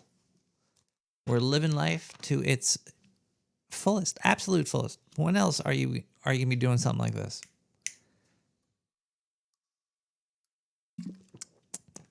Every Wednesday. There's probably some chemical you could inject into your body through your face that'll make your allergies go away for a little bit, and then you'll just be addicted to eating those yummy little vitamins until somebody says that they're illegal. Then you're gonna have to buy them from a space alien on the street corner because you're gonna go to jail for a long, long time, like that actor from Buffy the Vampire Slayer. 917-719-5923. If you're in prison right now, give me a call. We could talk about maybe setting you up with a lawyer from another planet.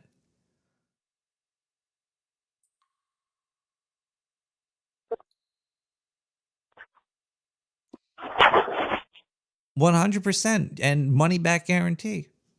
Hello? Are you a lawyer or are you in prison? I am a person in a dumpster. You're in a dumpster.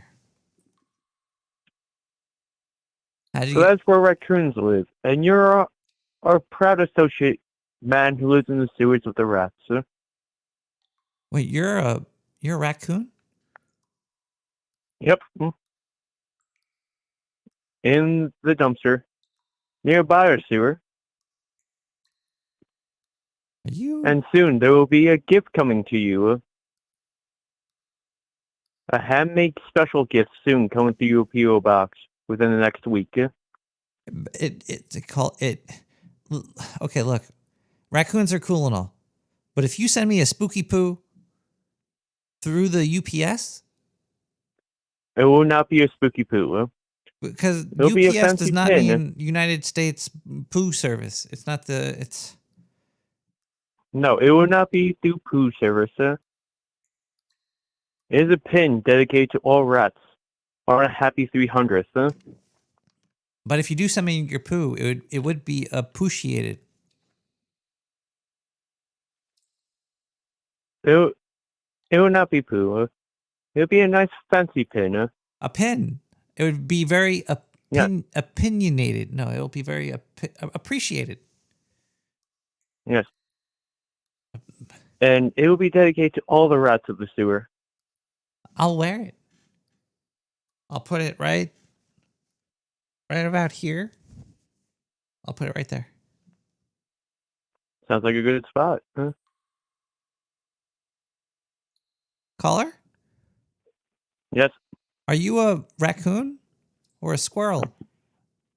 A raccoon. Am I a rat book? You're a rat? What? A raccoon. We enjoy collecting I got shiny some weird shit going and on making shiny on my shit. network. A router that I unplugged like 2 years ago. This phone was connected to it. It wasn't letting me make phone calls. Did you eat your way into this phone call? I am so confused. Diane, what's going on with the phone line? It's Hurricane Nicholas, There's a man. phone It's line, doing huh? all kinds of nutty stuff. What? Nutty stuff? Caller? What the hell is... Diane, what is going on? Oh, fuck. Okay, we're gonna...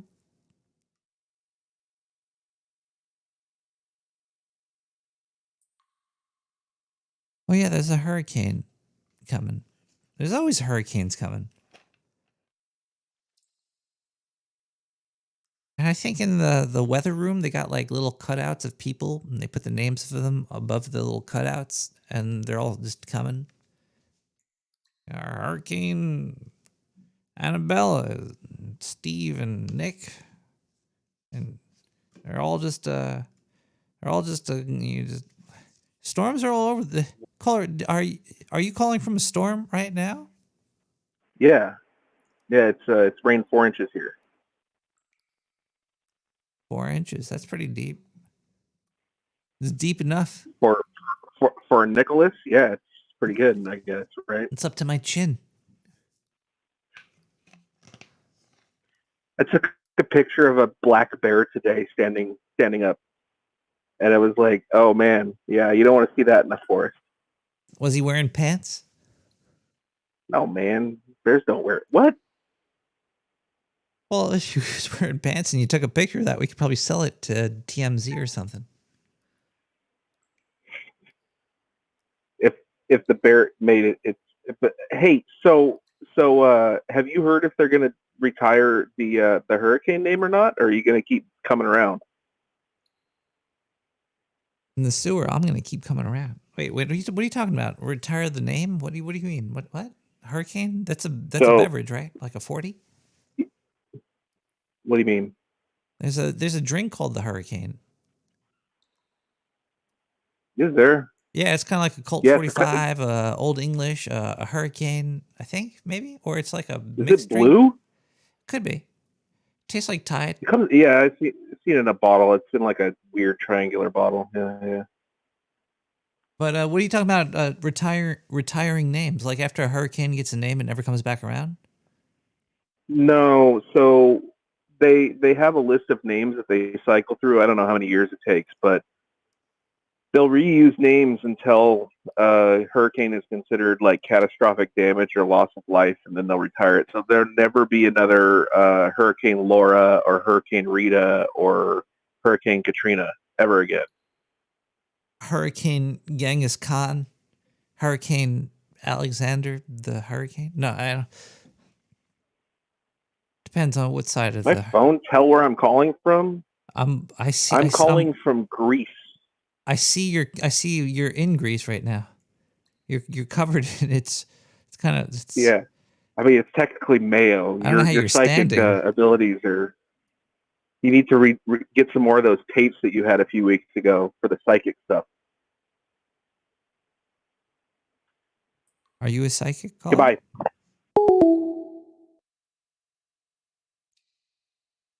Bear cock is difficult to contain, Ducky. What is going on in the chat room over here? It's bear pants. Come on, guys. You ever see a bear take a spooky poo in the forest? That's what swamp gas is. Swamp bears? I don't know if there are swamp bears, I would be terrified of them because they're fighting crocodiles and alligators. And I don't think like maybe a brown bear could take on an alligator, but a swamp bear. I do think that the phone line is the conspiracy. Okay, look. This is real. This is gonna blow your mind. If I could record, I get those people selling insurance and solar panels and credit line and car insurance and everything, and I always pick up and I always try to talk to somebody. And I think I've gotten myself involved into a situation.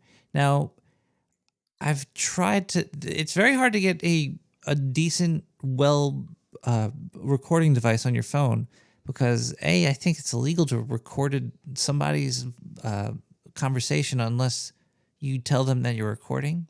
So what I'm about to play might be illegal, but I don't care because these people are illegal people. They're illegal voice people. Caller? Voice people. Hello. Caller, do you ever get How you calls doing? from insurance people and stuff, or some like weird phone calls from people? Yes. Do you all ever- the time, do actually. you take the call? I actually, in a way, it kind of makes me feel more lonely in that I get more random calls and texts from assholes trying to sell me shit or asking for donations actual people than my actual real life friends and family calling. Oh fuck! I just remembered it's my younger sister's birthday today. Oh my god, I'm an asshole. I forgot to call my younger sister. Oh, hey, Crease, if you're listening to this, happy birthday. I'm sorry. Oh god, I'm an ass.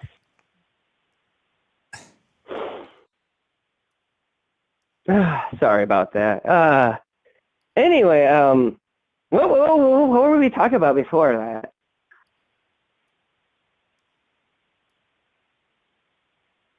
Caller, would you like to buy some Are insurance? you still there? No. Oh God, no. Oh no. Oh, Stillwater. I beat Final Fantasy 1. You did? I beat it. Oh, fantastic! And do you want to know why I'm a little How upset? did that feel? It's a Why little are you a little upset? It's really stupid why I'm a little upset. But I'll explain. No, it's... First, I'll tell you how the Okay. game ended. Servo, the white mage, I only had one party wipe. They made the game, they updated it so you can kind of do quick saves and all that. I had one party wipe on Chaos. I think that's his name. After Ganondorf turns into death or some shit.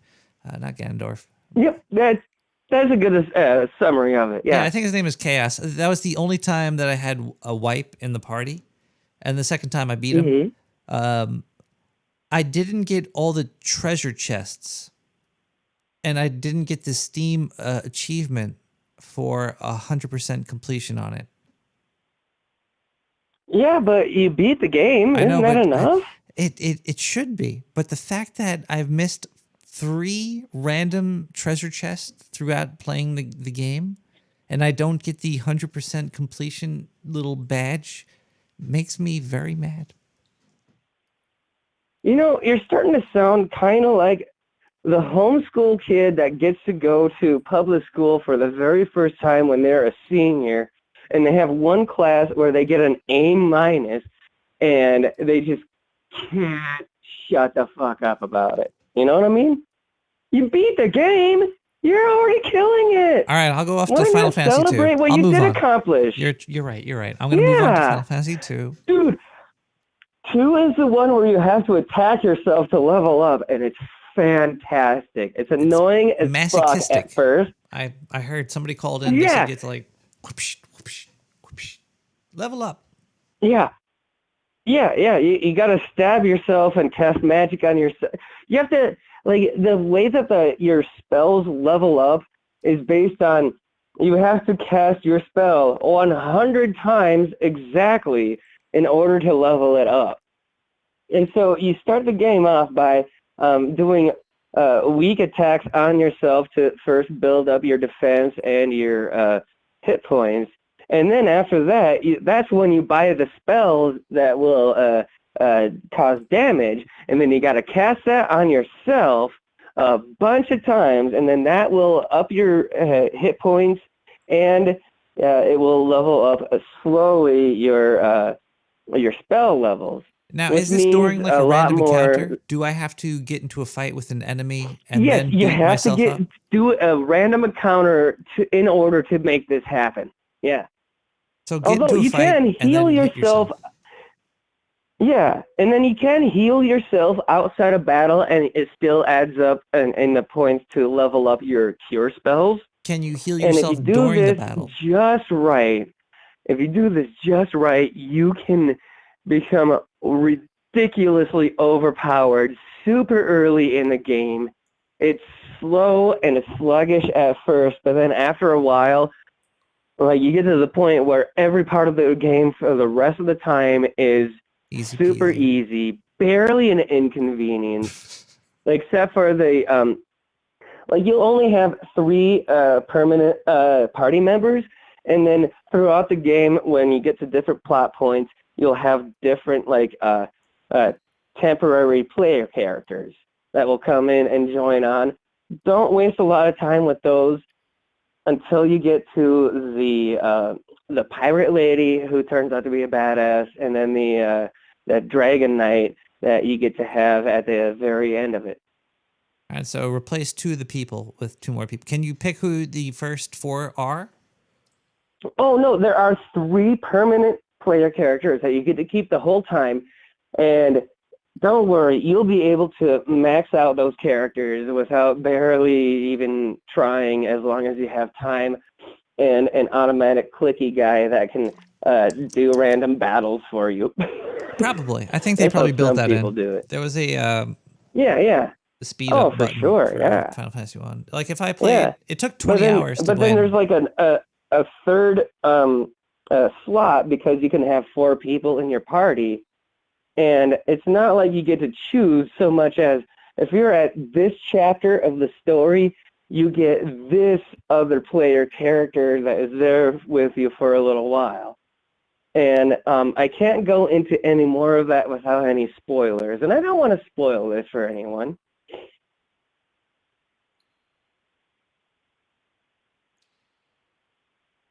If you spoil it, I will give you. I will send you a spooky poo. Ooh. Yeah, you can send those through the mail. I heard a rumor that Did you say you don't get dressed up for Jared Halloween? Leto sent a spooky poo to Heath Ledger's ghost over ghost mail. He probably did. Yeah. You ever wonder what To get Jared into Leto is up character, to you know. doing right now? Like who? The I don't know. I really like the guy, and I love his. I don't agree with his methods as an actor because I don't like method acting, but I do love his spirit and his tenacity as an actor, and I think that's wonderful. And I think he got fucked over by the studios that, because he did a lot of work to get into character, and then he only got like a tiny bit of screen time, and it didn't make his character look good.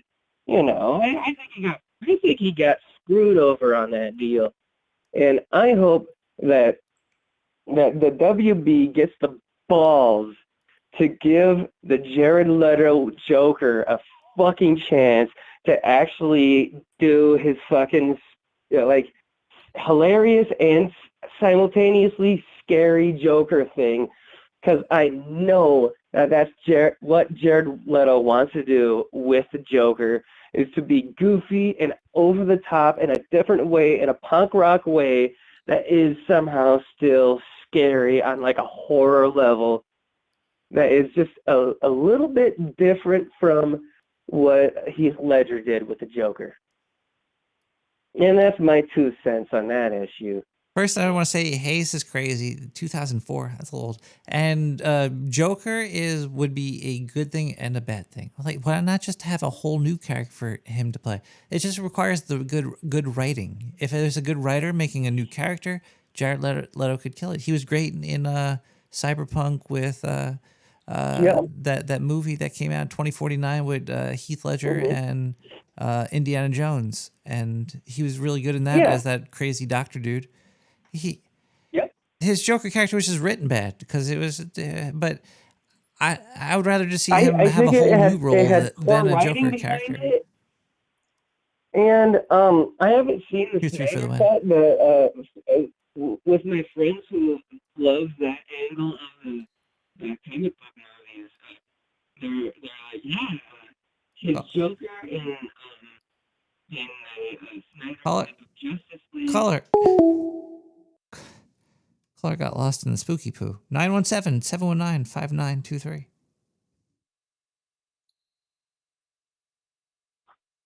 Hello? Is there anybody?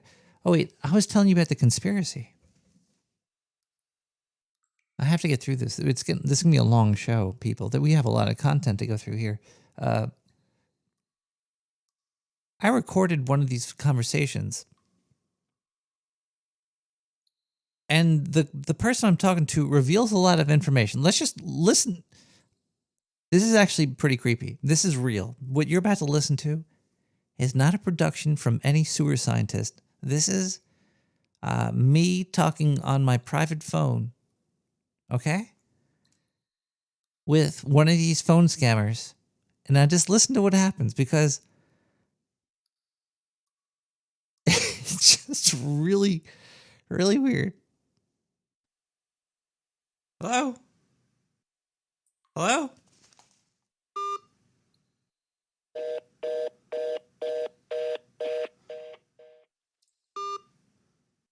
The number you have dialed is not in service. Please check the number and try again. I called them. I called them back. Funding Department, this is Golden speaking. Hi. How you doing? Hi, I just got a call from you. You were offering Are you some... looking for a line of... We provide business loans and lines of credit. Is that what you're interested in? Oh, credit. I'm sorry. I thought there was something about prostitution. No. Oh. All right. Frank, right? Frank Wright? That's my uncle. No, you're Frank, right? I'm not Frank Wright. My uncle's Frank Wright. No, you're Frank Benson. Frank, I know. Frank Benson over? It's okay. You have a good day, though. I love you. Now, I don't know who Frank Wright or Frank Benson is. So, there's some scam going on with Frank Benson. Battlefield 2142. I still play Dota, Apex, Quake Champions. Quake Champions and Apex are probably the main two FPS games that I still play.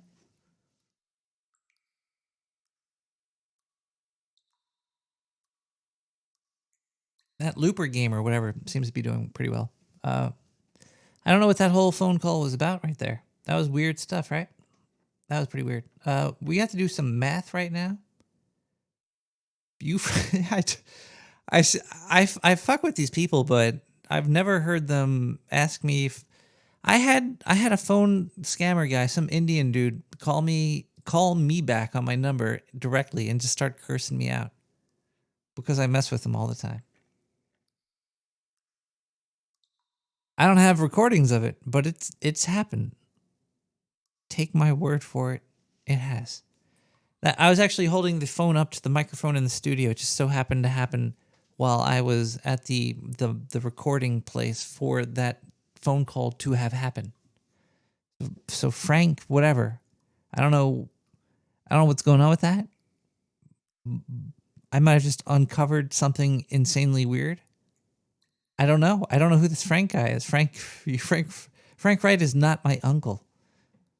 But when I said he's my uncle, then he's Frank Castle. Let's do a little bit of math really quick here. 1, 2, 3, 1, 2, 1. We're here. We're here in the timeline.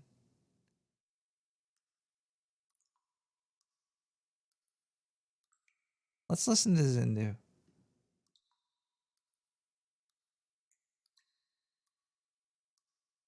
It's 1:35 It's 1:35.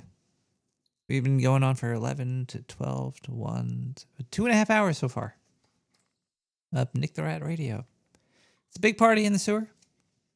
Cheers to you, listeners, late night people. Frank Futter. I gotta hear that again. I gotta do a Google, just the end part. I just want to hear the.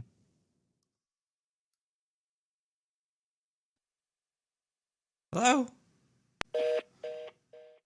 And then I call the number back. The number you have dialed is not in service. Please check the number and try again. So then I call the second number in the... Funding department, this is Golden speaking. Hi! Funding department. How are you doing? Hi, I just got a call from you. You were offering Are you some... looking for a line of...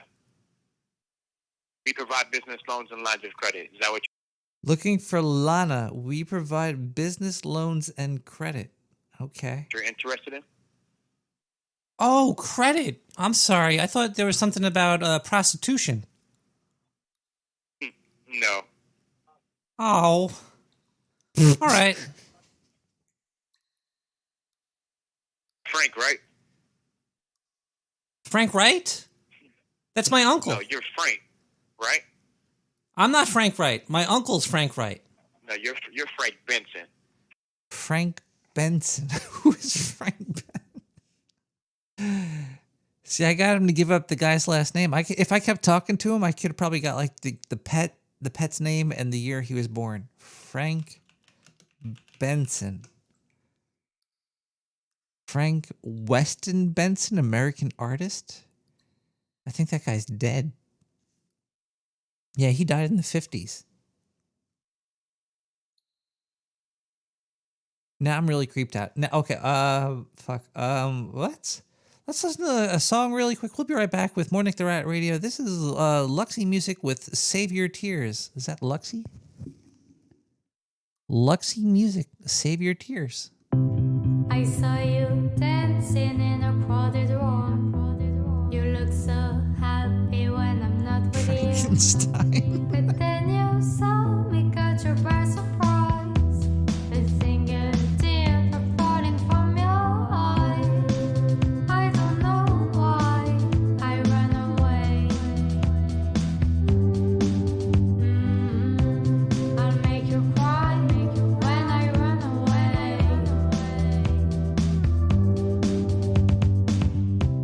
You could have asked me why I broke your heart.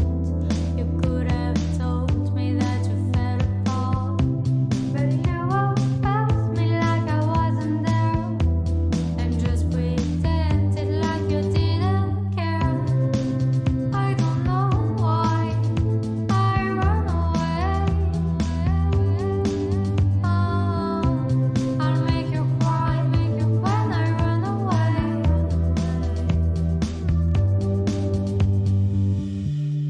Take me back, 'cause I wanna stay. Save your tears for another. Save your tears for another day. Save your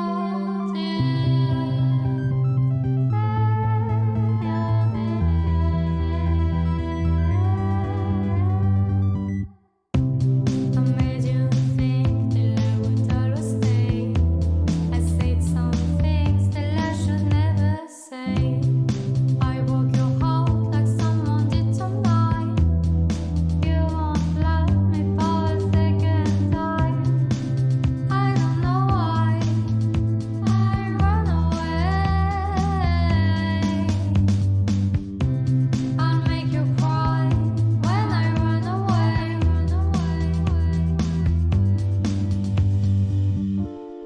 Take me back, 'cause I wanna stay. Save your tears for another. Save your tears for another day. Save your tears. Save your tears.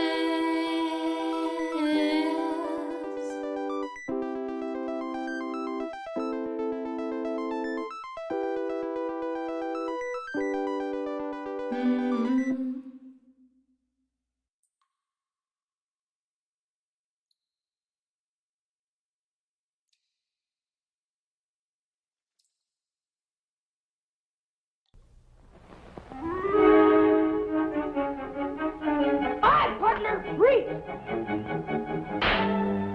Hi, fellas. Roy Rogers. Say, that's a pretty tricky hat, isn't it? Partners, how would you like to surprise your pals like that? Well, you can with my new Roy Rogers Quick Shooter hat. It's by Ideal. And here's how the Quick Shooter hat works. Just press this secret button right here, and a replica of an authentic Western pistol pops out and fires.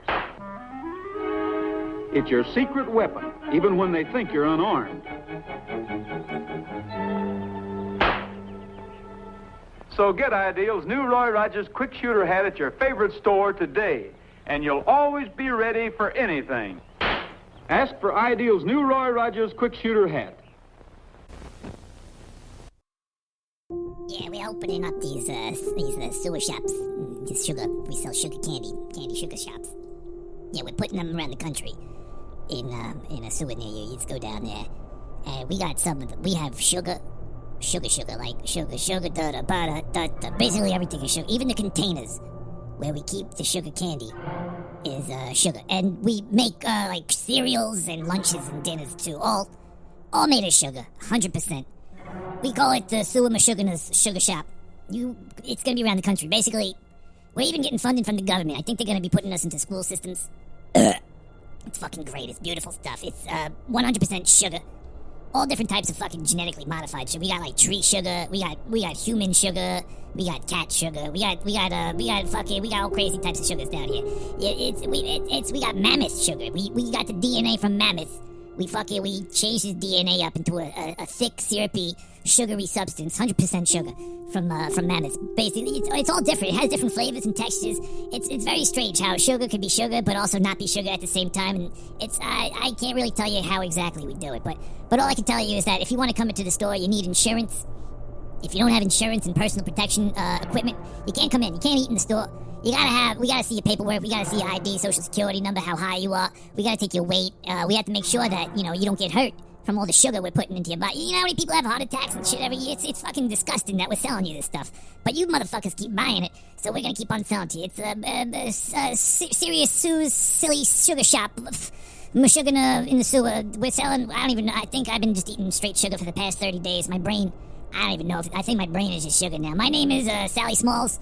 I'm the Sugar Man. They call me, hey, Mr. Sugar Man. They just made a movie about me. They're like, if you say sugar 5 times in the mirror in the dark, I'll come and I'll put like a frosted flake in your face and shake your hand. But make sure you have personal protection insurance. You need sugar insurance. It's the new big thing going around, and you need to have paperwork for it. You need to get your blood checked like 5 times a fucking day. So we're gonna hook up pricks to your finger and shit before you come into the store. We gotta draw blood. Basically, we're gonna take your blood. We're gonna probably process that and make little sugar packets with it. You could probably take it out of the store with you. It's gonna be crazy. I don't know. We got crazy scientists down here, but don't worry about it. We're gonna take care of you down here in my sugar shop in the sewers. Give us a call today, 917-719-5923. Make some reservations, because if you want to come eat down here, you gotta have reservations, because we're always fucking jam-packed with all you fat fucking Americans. Just love the sugar. You're sucking it down in straws and liquids. You put it in your water. And it's great. I fucking love it. I can't even feel my toes anymore. I don't think I have any toes. But yeah, we're gonna be drawing blood for you to get in here. You just need to sign some paperwork, and we need to, get the law and government involved in your sugar consumption. We'll see you soon down in the sewer. Sammy's shitty sugar shop. 917-719-5923. Bye.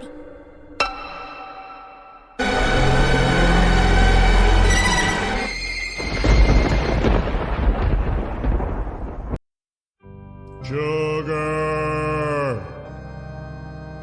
Sugar. Sugar. Eat it. Sugar. Drink it. Sugar. Put it in everything. Sugar. Put it on everything. Sugar.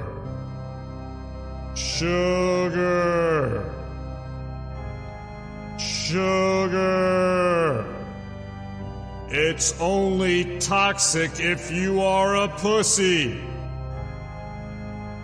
Sugar.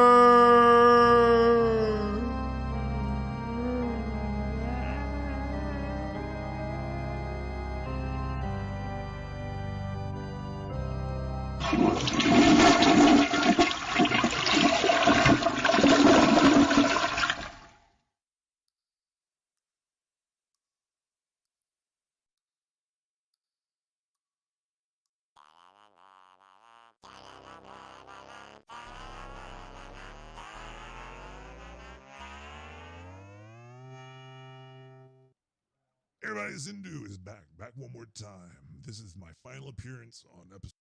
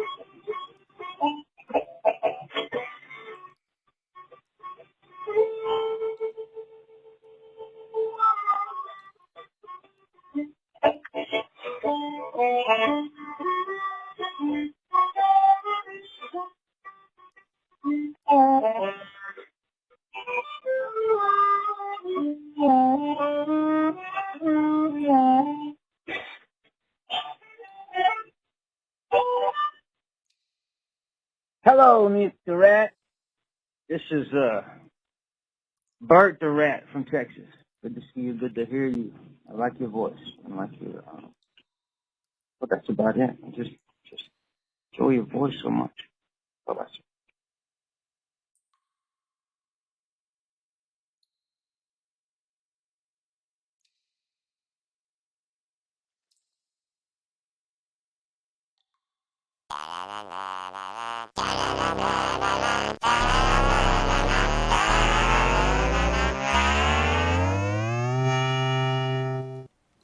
Everybody, Zindu is back one more time. This is my final appearance on episode 300. So cheers to you guys, and I'll see you on 301.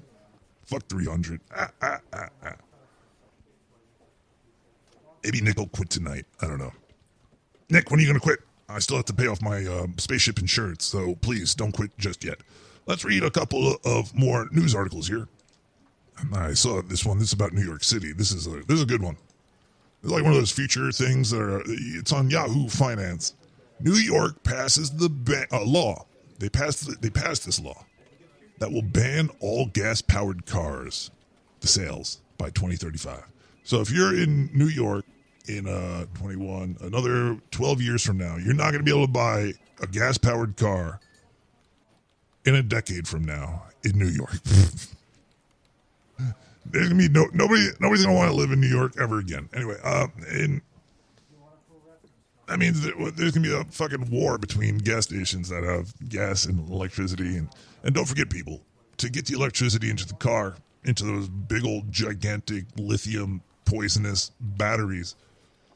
For cars, it's just you put the fucking shit in a gas can, in like a metal can. In an electric car, you need to fucking put a very poisonous, flammable, dangerous, explosive thing. You know, gas is explosive too, but either way, oh boy. Oh man, no fossil fuel powered vehicles will be sold in New York anymore. The state has passed a new law that bans the sales of the gas. Okay, I just read all that in the fucking title. Jesus Christ. Let's skip to the last paragraph. California also banned the sales of new gas-powered cars by 2035 last year, and Massachusetts followed suit earlier this year. Meanwhile, Washington lawmakers tried to pass a law that prohibits sale of gas-powered cars in 2030, but it was ultimately vetoed by Governor Jay Inslee. Wow, they just want to get rid of gas. They just want to poison the world with lithium-ion batteries. Anyway, that should be a fun time 10, 13 years from now. Well, let me put that on my calendar. This article is for all the Bitcoin people. This is on CNBC. Ray Dalio. Who the fuck is Ray Dalio? Who knows? He's some old guy that probably has a lot of money. Says if Bitcoin is really successful, regulators will kill it. I agree with this. Actually, no, I don't know what I agree with.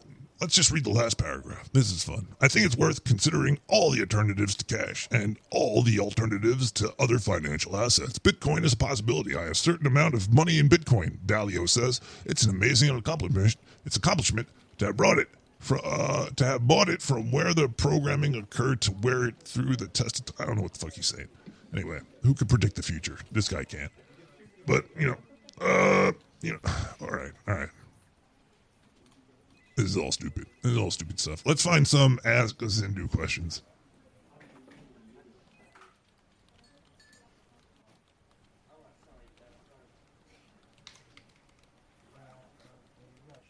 Let's see, what we got in the Dear Zindu.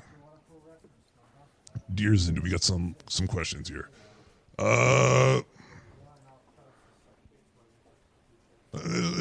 Women starting to see through boyfriends' big talk. Let's read this one. Dear Zindu, I'm a 41-year-old divorced woman. My 2 grown children live with their dad. I have been in a relationship with, quote-unquote, Sir Talks-A-Lot for 16 months. I feel like I love him, but I'm having lots of doubts. When I don't see him, it doesn't bother me. What? Okay. If I made a pros and con list, there'd be more cons than pros. What the fuck is she talking about? He talks nonstop. I don't want to read this one.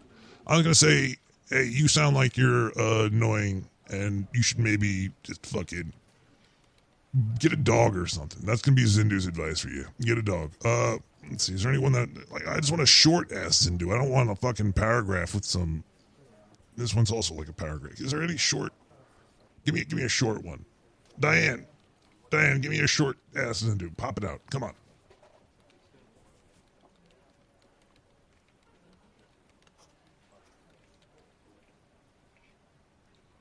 All right, here we go. Dear Zindu.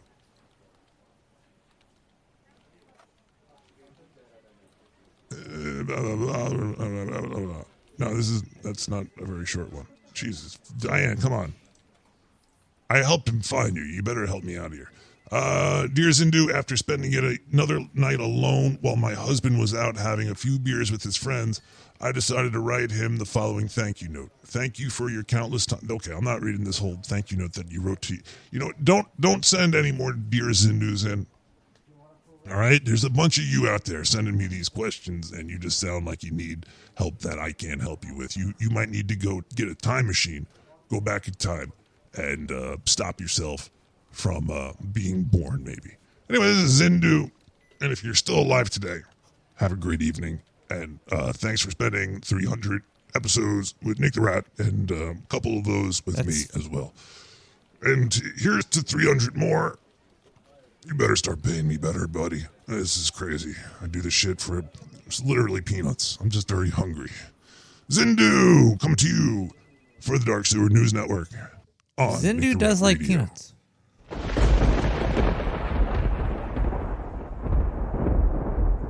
He does like them. I've seen shells all over his work area. Diane, are there still shells on his desk?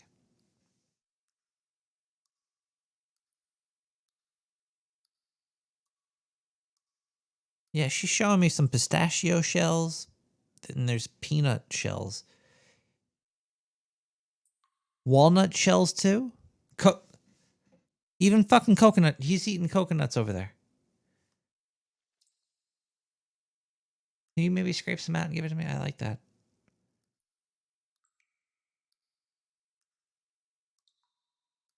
Right, totally bone. This motherfucker doesn't offer me anything.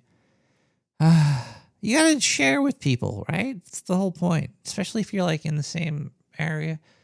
Diane, you could eat his nut shavings, okay?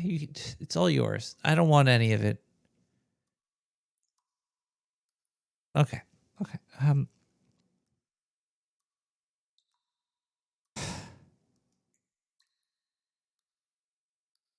Let's listen to a song here. Okay. We got LJ with Motivational Slap House.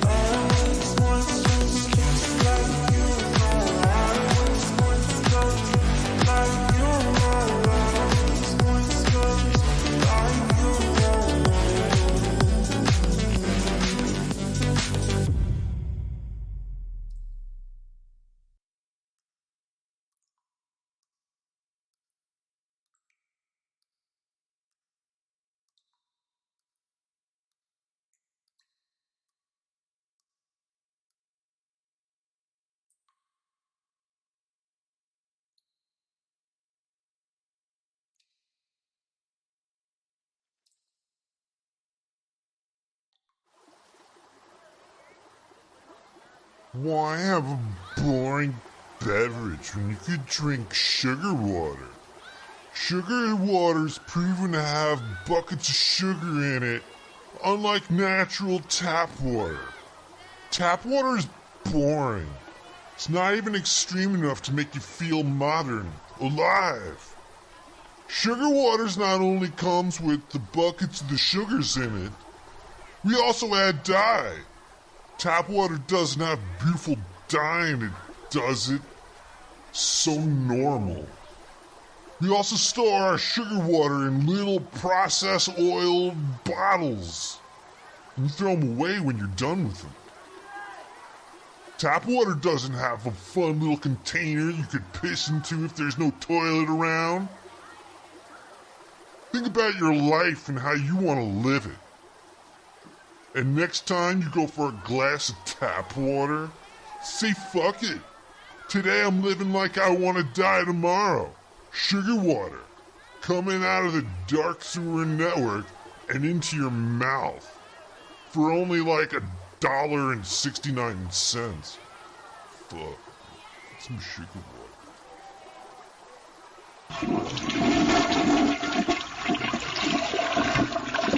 Postulate that the artificial world is created for the purpose of trying to determine stock market futures.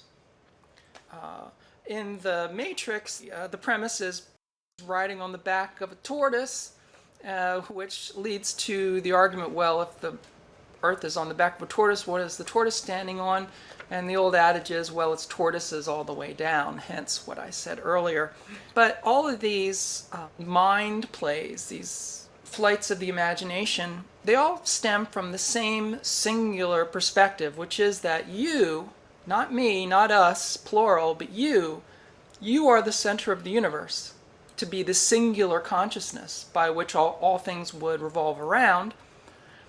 Just like God himself, a man who is self-created and eternal, he gets bored and creates the universe just for something to do, or the original idea of the flat earth, of the earth being the center of all things, it's this center-centric idea that you're living in a simulation because only you exist, and everything around you has been created for you, to convince you, to make you happy, to do something to make you feel content enough to be you, so that that's your purpose. It's all about purpose and the singularity of the individual consciousness. That's what is fundamentally rooted in all of these sorts of worldviews, and they all stem from this same seemingly unique to human perspective of the idea that the individual is the center of everything, and all that we see, feel, touch, and everything is all there for us, and it's put there for a purpose, to be ours.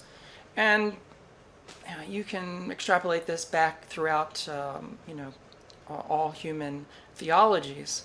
The argument that I would put to anyone who really wants to argue about simulation theory is the same argument that I put to religions that have a singular creating deity. It's two sides of the same coin. Why? What's the purpose? And where does it come from? Those are the two things. So in simulation theory, in Weltem Drop, they sort of postulate that the artificial world is created for the purpose of trying to determine stock market futures. In the Matrix... My name is Mystery Man, and I have another story to tell you that I found scrawled in the bathroom wall at a goth club. This one must be horrifying. Hold on, I need to take a swig of this Listerine.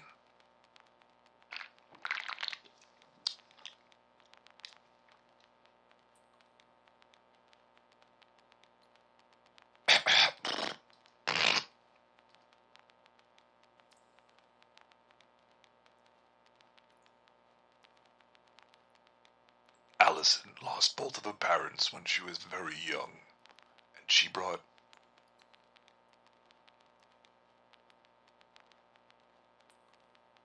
a teenage girl named Allison lost both of her parents when she was very young.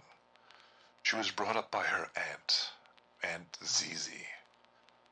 Aunt Zizi was a self-proclaimed witch and loved getting books. Old books, mysterious books, from anywhere she could find them. And she'd try out all the spells in them to pass the time. Nothing would ever really come of them, but it brought joy to Zizi, and it made her felt safe from the craziness of reality. Allison understood these feelings and didn't mind, and also partook in the spells as well. It was like meditation for the two, a little get-together where they could share some time without the TV or their phones or the internet. Just Allison, Zizi, and some spells. Zizi was a great caretaker and taught Allison to be a good person, how to dress properly and behave, and she also taught her about a lot of the occult. This is probably why they both loved Halloween so much, and burning candles. Every year they would go out trick-or-treating and try to scare some neighbors and see if they'd like to partake in some spells as well. They were known all over the neighborhood as the two weird ones. They always decorated their house with pumpkins and skeletons and painted runes on the wall and burning special herbs that were to help put restless spirits into a relaxed state to ease them back into the afterlife where they could rest finally. But this year, for Halloween, Allison wanted to do something special for her aunt, and she just happened to come across a strange little pop-up used occult bookstore in her neighborhood. It seemed to come out of nowhere. It looked like it was maybe where that abandoned building was for a while. She did not recall, but she went in and she thought a new spell book would be perfect. So she started to look around. The store, it was small on the inside and it seemed larger on the outside. It was very musty and smoky and seemed like there was nobody in there. It was like she was completely alone. She couldn't even find any workers or anybody shopping or nothing. It was very, very eerie and creepy. Perhaps the work was on a lunch break. Allison just kept looking around the store to find the book she would want. She figured by the time she found it, there would be somebody to help her out. Nobody ever came. But she did find the perfect book.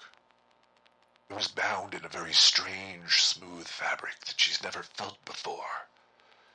Inside the book was a language that resembled Latin. Zizi was very proficient in Latin, and this seemed like the perfect gift for her. Allison couldn't wait for a salesperson any longer. She was in the store for what seemed to be ages, maybe 30 minutes or so. So she took out a pad and pen and wrote down her name and her number on the desk and let them know that she took the book and where she could be found to pay them back. They never did call her, though.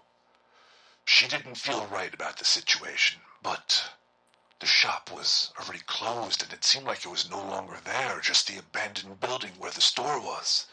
It was very, very eerie. She wasn't able to find any details about where it was either. She was checking on local forums and Twitter, and nobody even seemed to have seen or mentioned the store. She was now stuck with this book, so she went ahead and wrapped it up in wrapping paper with witches and pumpkins on it, and planned to give it to her aunt for Halloween night. When that night finally came, Zizi opened the pumpkin and witch-covered wrapping paper, and her eyes grew when she saw the book. She felt a strange energy flowing in it. While she was holding it in her hand, she felt the energy going into her fingertips and down her wrists, all the way up into her elbows, and then into her spinal column, and then deep, deep into the synapses of her brain. She started to flip through the pages and questioned Allison where she got the book. Allison told her all the details, the strange and weird situation she was in, and not even Zizi mentioned that. She mentioned she didn't actually see that there was anything there. She thought there was a church where she thought that there was the abandoned building. She did not know about this store at all either. Allison also told her that they might need the book, might need to go back to the store if they contact her. Well, Zizi understood, and she still flipped through the book. She scanned through the pages and landed on one with an interesting pentagram illustration on it. She did know Latin, and this looked like the Latin she knew, so she read it out loud. Come infesto omnem sanctorum forit Virgilii et hac verba legri finem latorum quitiad nas aducet vocabis. The house began to vibrate, and all the doors in the house slammed shut. Allison and Zizi began to scream. They noticed that the floor began to crack. They didn't live on a fault line. There was something wrong. Allison grabbed a husk of sage and began to burn it. Zizi smacked it out of her hands and said, "Allison, this is not going to work. We need to get out of here." Then a blinding purple light shone through the little cracks in the floor, and the floor began to open more and more. Then they heard a little scurrying and smoke, and tiny little shadow rats started to come out of the hole and fill the room. They began to bite on them.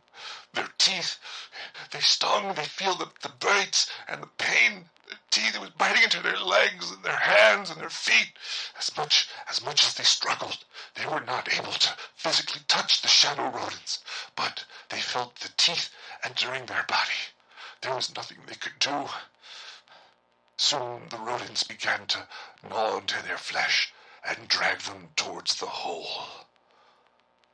Zizi looked Allison in the eyes and said she loved her, and she was sorry for summoning whatever it was she summoned. Allison tried to respond, but there was a shadow rat in her mouth, chewing on her tongue and her gums. She was spitting blood out all over. The two were dragged into the hole, and it immediately shut.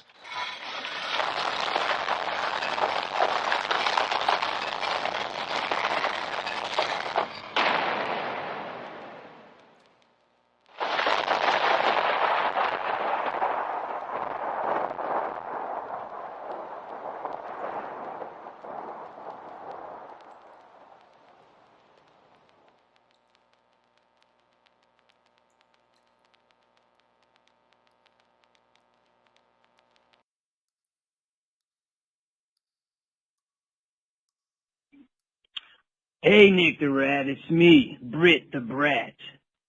I've called, sir, because I have all evening to ruin your evening, sir. Yes, I'm making my way down to the sewers right now. I'm walking out my door. I've just shut the latch, and I have all evening, sir, to ruin your evening and all of your listeners' evening, sir. Yes. Now I'm walking down the steps, and I'm up to, I see the fucking sewer drain there, and I'm looking in there, and I have this sense of wanting to ruin your evening, sir. Totally. And by the way, did I mention that I have all evening to ruin yours? And I will not stop, Nick, no matter how much you beg. Now I'm opening the sewer drain. I see inside there. Ooh. Very handsome man. What? The voice of an angel? I couldn't ruin this man's evening. Nick, I won't ruin your evening. Thanks for letting me on. Bye-bye. Farewell to all.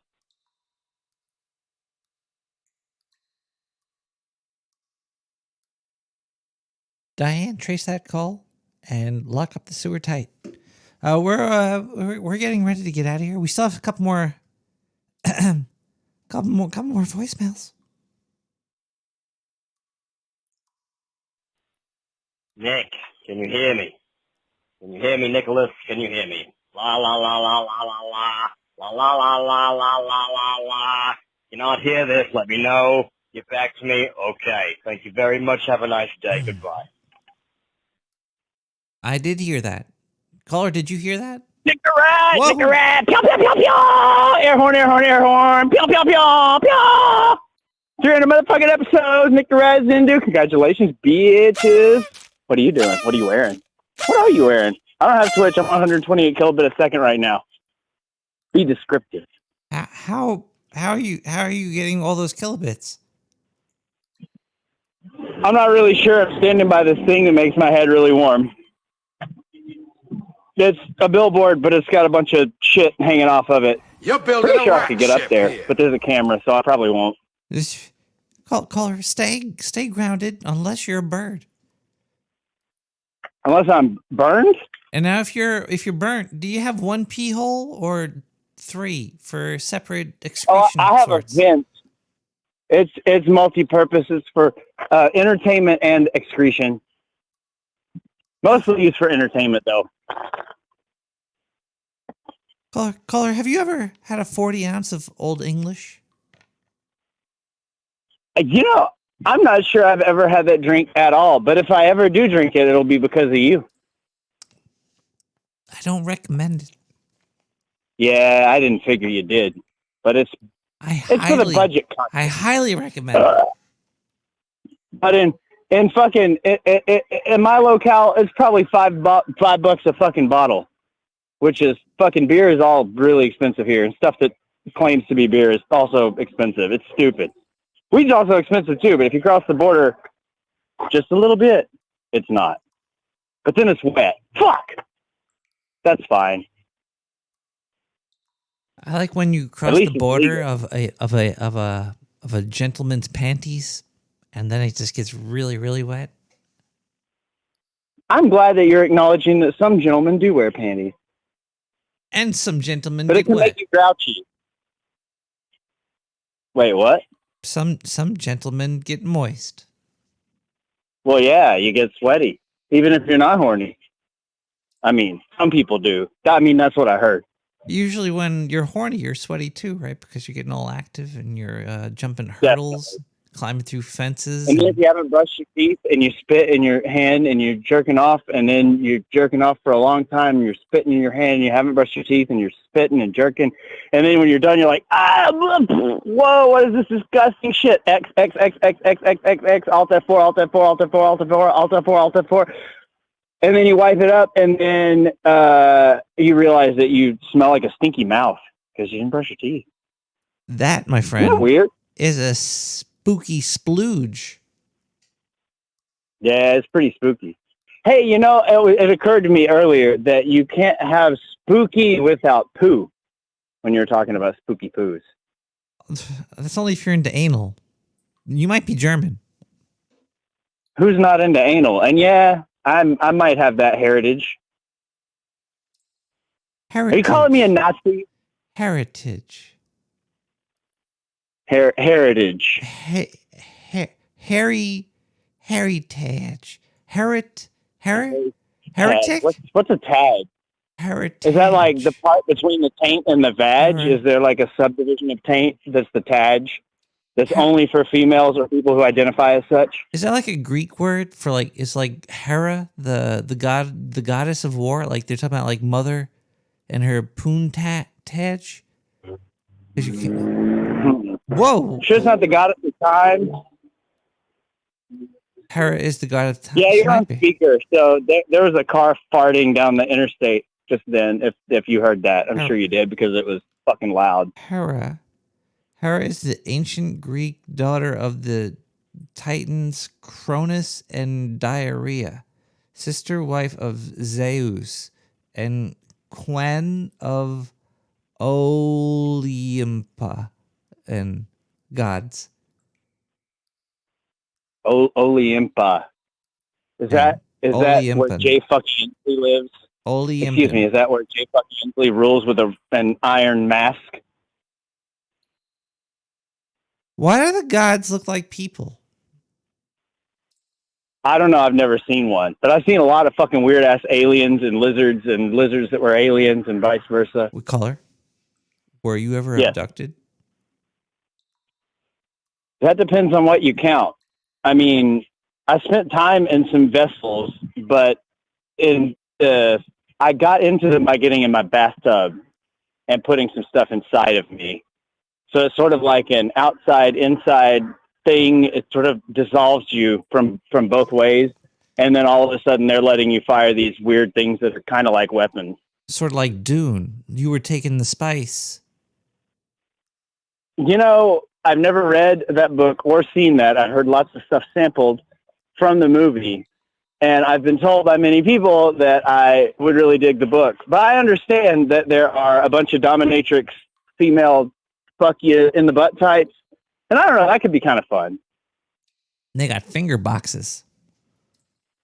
They got finger box. What's that? Oh, You finger their box. You gotta wait to see, my friend. You gotta read the book. I can't just tell you what a finger box is. Don't ruin it. I'm not gonna Stop ruin telling it. me. You're gonna The figure people it in this out. hotel are probably going to be really mad. It's did you ever see Fight Club? We don't talk about that, Nick. Well, that's like the finger box. But no, I haven't seen Fight Club. Well, imagine if you stuck your arm into a box filled with fat and was it salt? What did he pour on? Diane, what did he? Is it hot fat? Hot fat. I mean, not like searing hot fat. I mean, like sexy hot fat. Like if it got fishnets on it, can I feel the fishnets? Oh well, it depends on where you're going, but sure, I'm sure there's a club near a highway that you could try this out at. I'm sure. You talk about the truck stop. Don't tell everybody where we met, Nick. Diane, hang up on that caller right now. Diane, hang up on the caller. That bitch better not hang up on me. Diane, anyhow, I got a friend who said that he got this bitch from you who kept doing his dishes and sounding all hot and shit. Hang up on this And guy. Now all of a sudden, all the dishes are dirty when I go over there, and that bitch is asleep. He's lying. Thank you, Diane. Jeez, he's lying about the sandwich Hey, shop. Nick, you're right. Hey. From the dumpster to your sewer. Happy 300th episode. Oh, thank you so much. I also have email. You can email nick@nicktherat.com. Whoa, are you an Abachad? Yeah, sure. I got a gas blast that says, "Are you an Abachad?" And it looks like we have one more donation that just came through. Indasua, congratulations on 300 shows. Thanks for all the great times and laughs. You are a god amongst rats, my little buddy.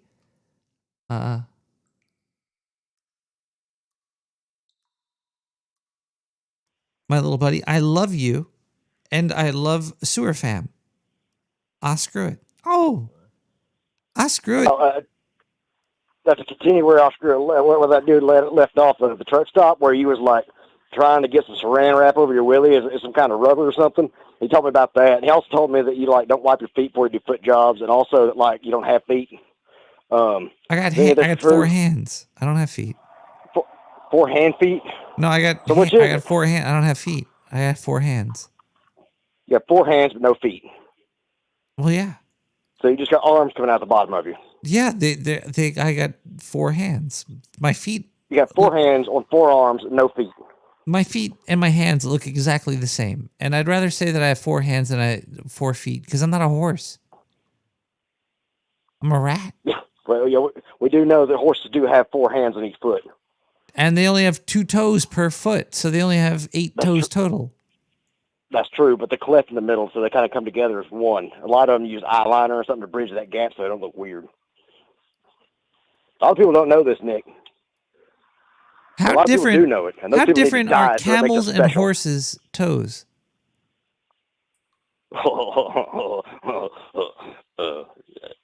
softer.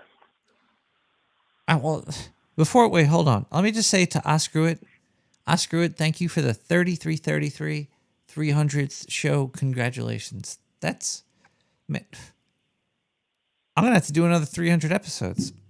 I got a lot of donations this week. 300.5 minus 0.5.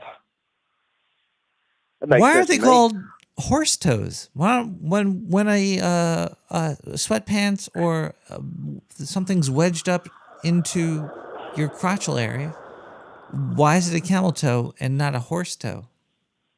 Oh, it just doesn't roll off the tongue easy enough. Horse toe versus camel toe. Donkey toe? You know, one's Donkey easier. How about Donkey a toe? calf toe? Ass toe? No, it doesn't work. A calf toe. So cast toe, ass toe, hauling ass toe. Cast toe, ass That doesn't toe, make hauling any ass sense. toe. In ass. You're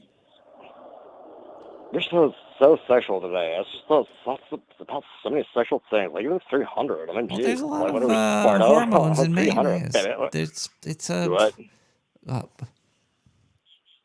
Caller, can you do me a favor? I don't know. What is it? I want you to say good night to the internet. No.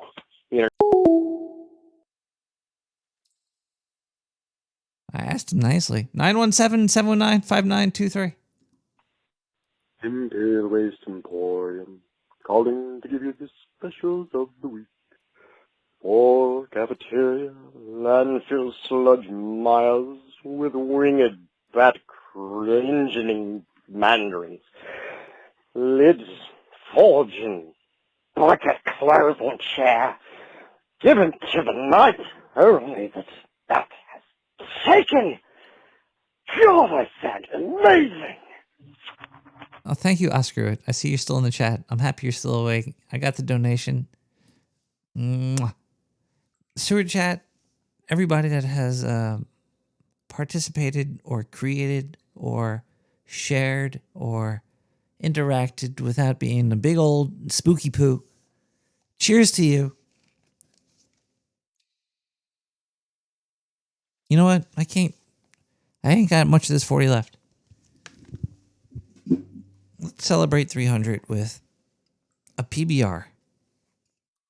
Is that what it is over here? PBR?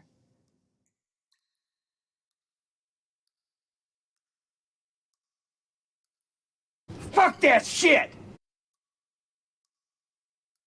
It is. Okay, let's. And cheers to everybody that partakes in the late night or whenever they listen to this. Support people. Support people that deserve to be supported. You know who needs to be supported. Don't worship idols. People that don't deserve, it's dying out too. I think there's going to be a shift in reality soon. The unraveling has good things, and I think the idealism, the big people are fighting back by cheating. Basically, they're cheating right now. We have them on the ropes. The big heavy hitters are on the ropes. They're fighting back. It's a constant battle.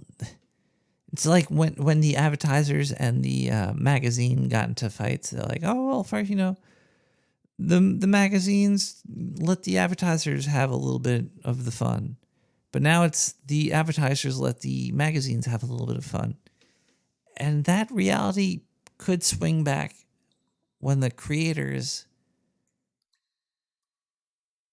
let them know. Just let them know. Everybody, let them know. Do something and let them know that you exist and you're there for people.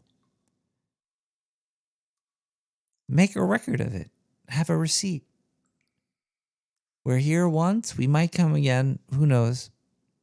It might just be one big cum shot and then it's it. So live it up and we'll see you guys next Wednesday.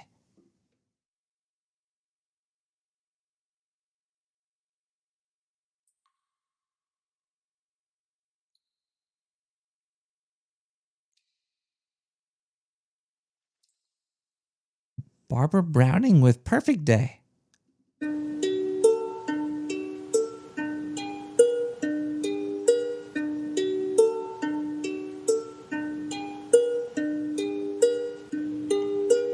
Just a perfect day.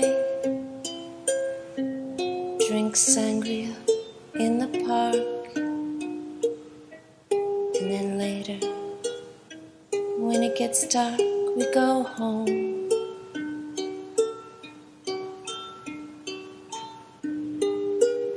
Just a perfect day. Feed animals in the zoo. And then later, a movie too. And then home. Oh, it's such a perfect day. I'm glad I spent it with you.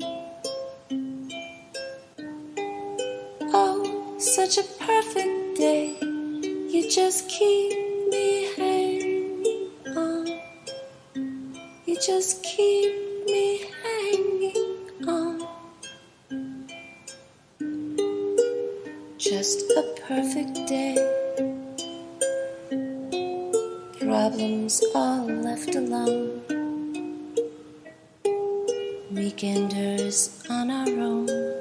It's such fun.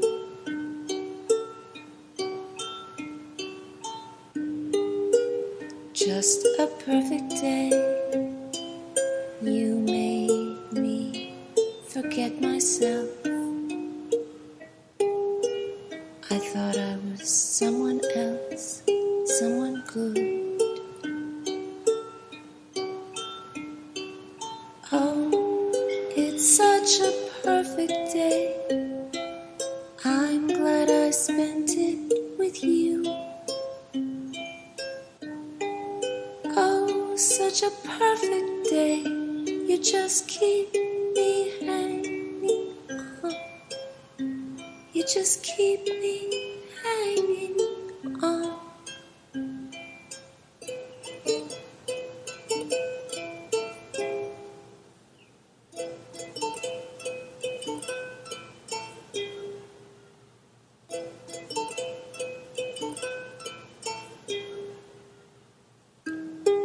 You're going to reap just what you sow.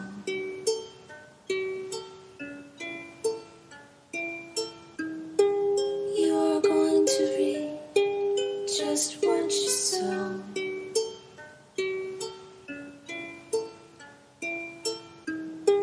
You're going to reap just what you sow.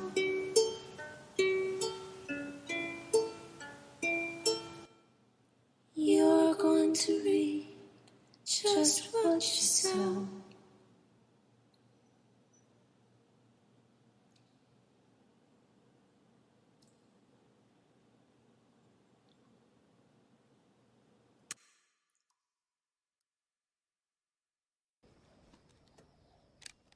Note to self. Remember, no matter how bad life gets, there is always beer. Don't kill animals!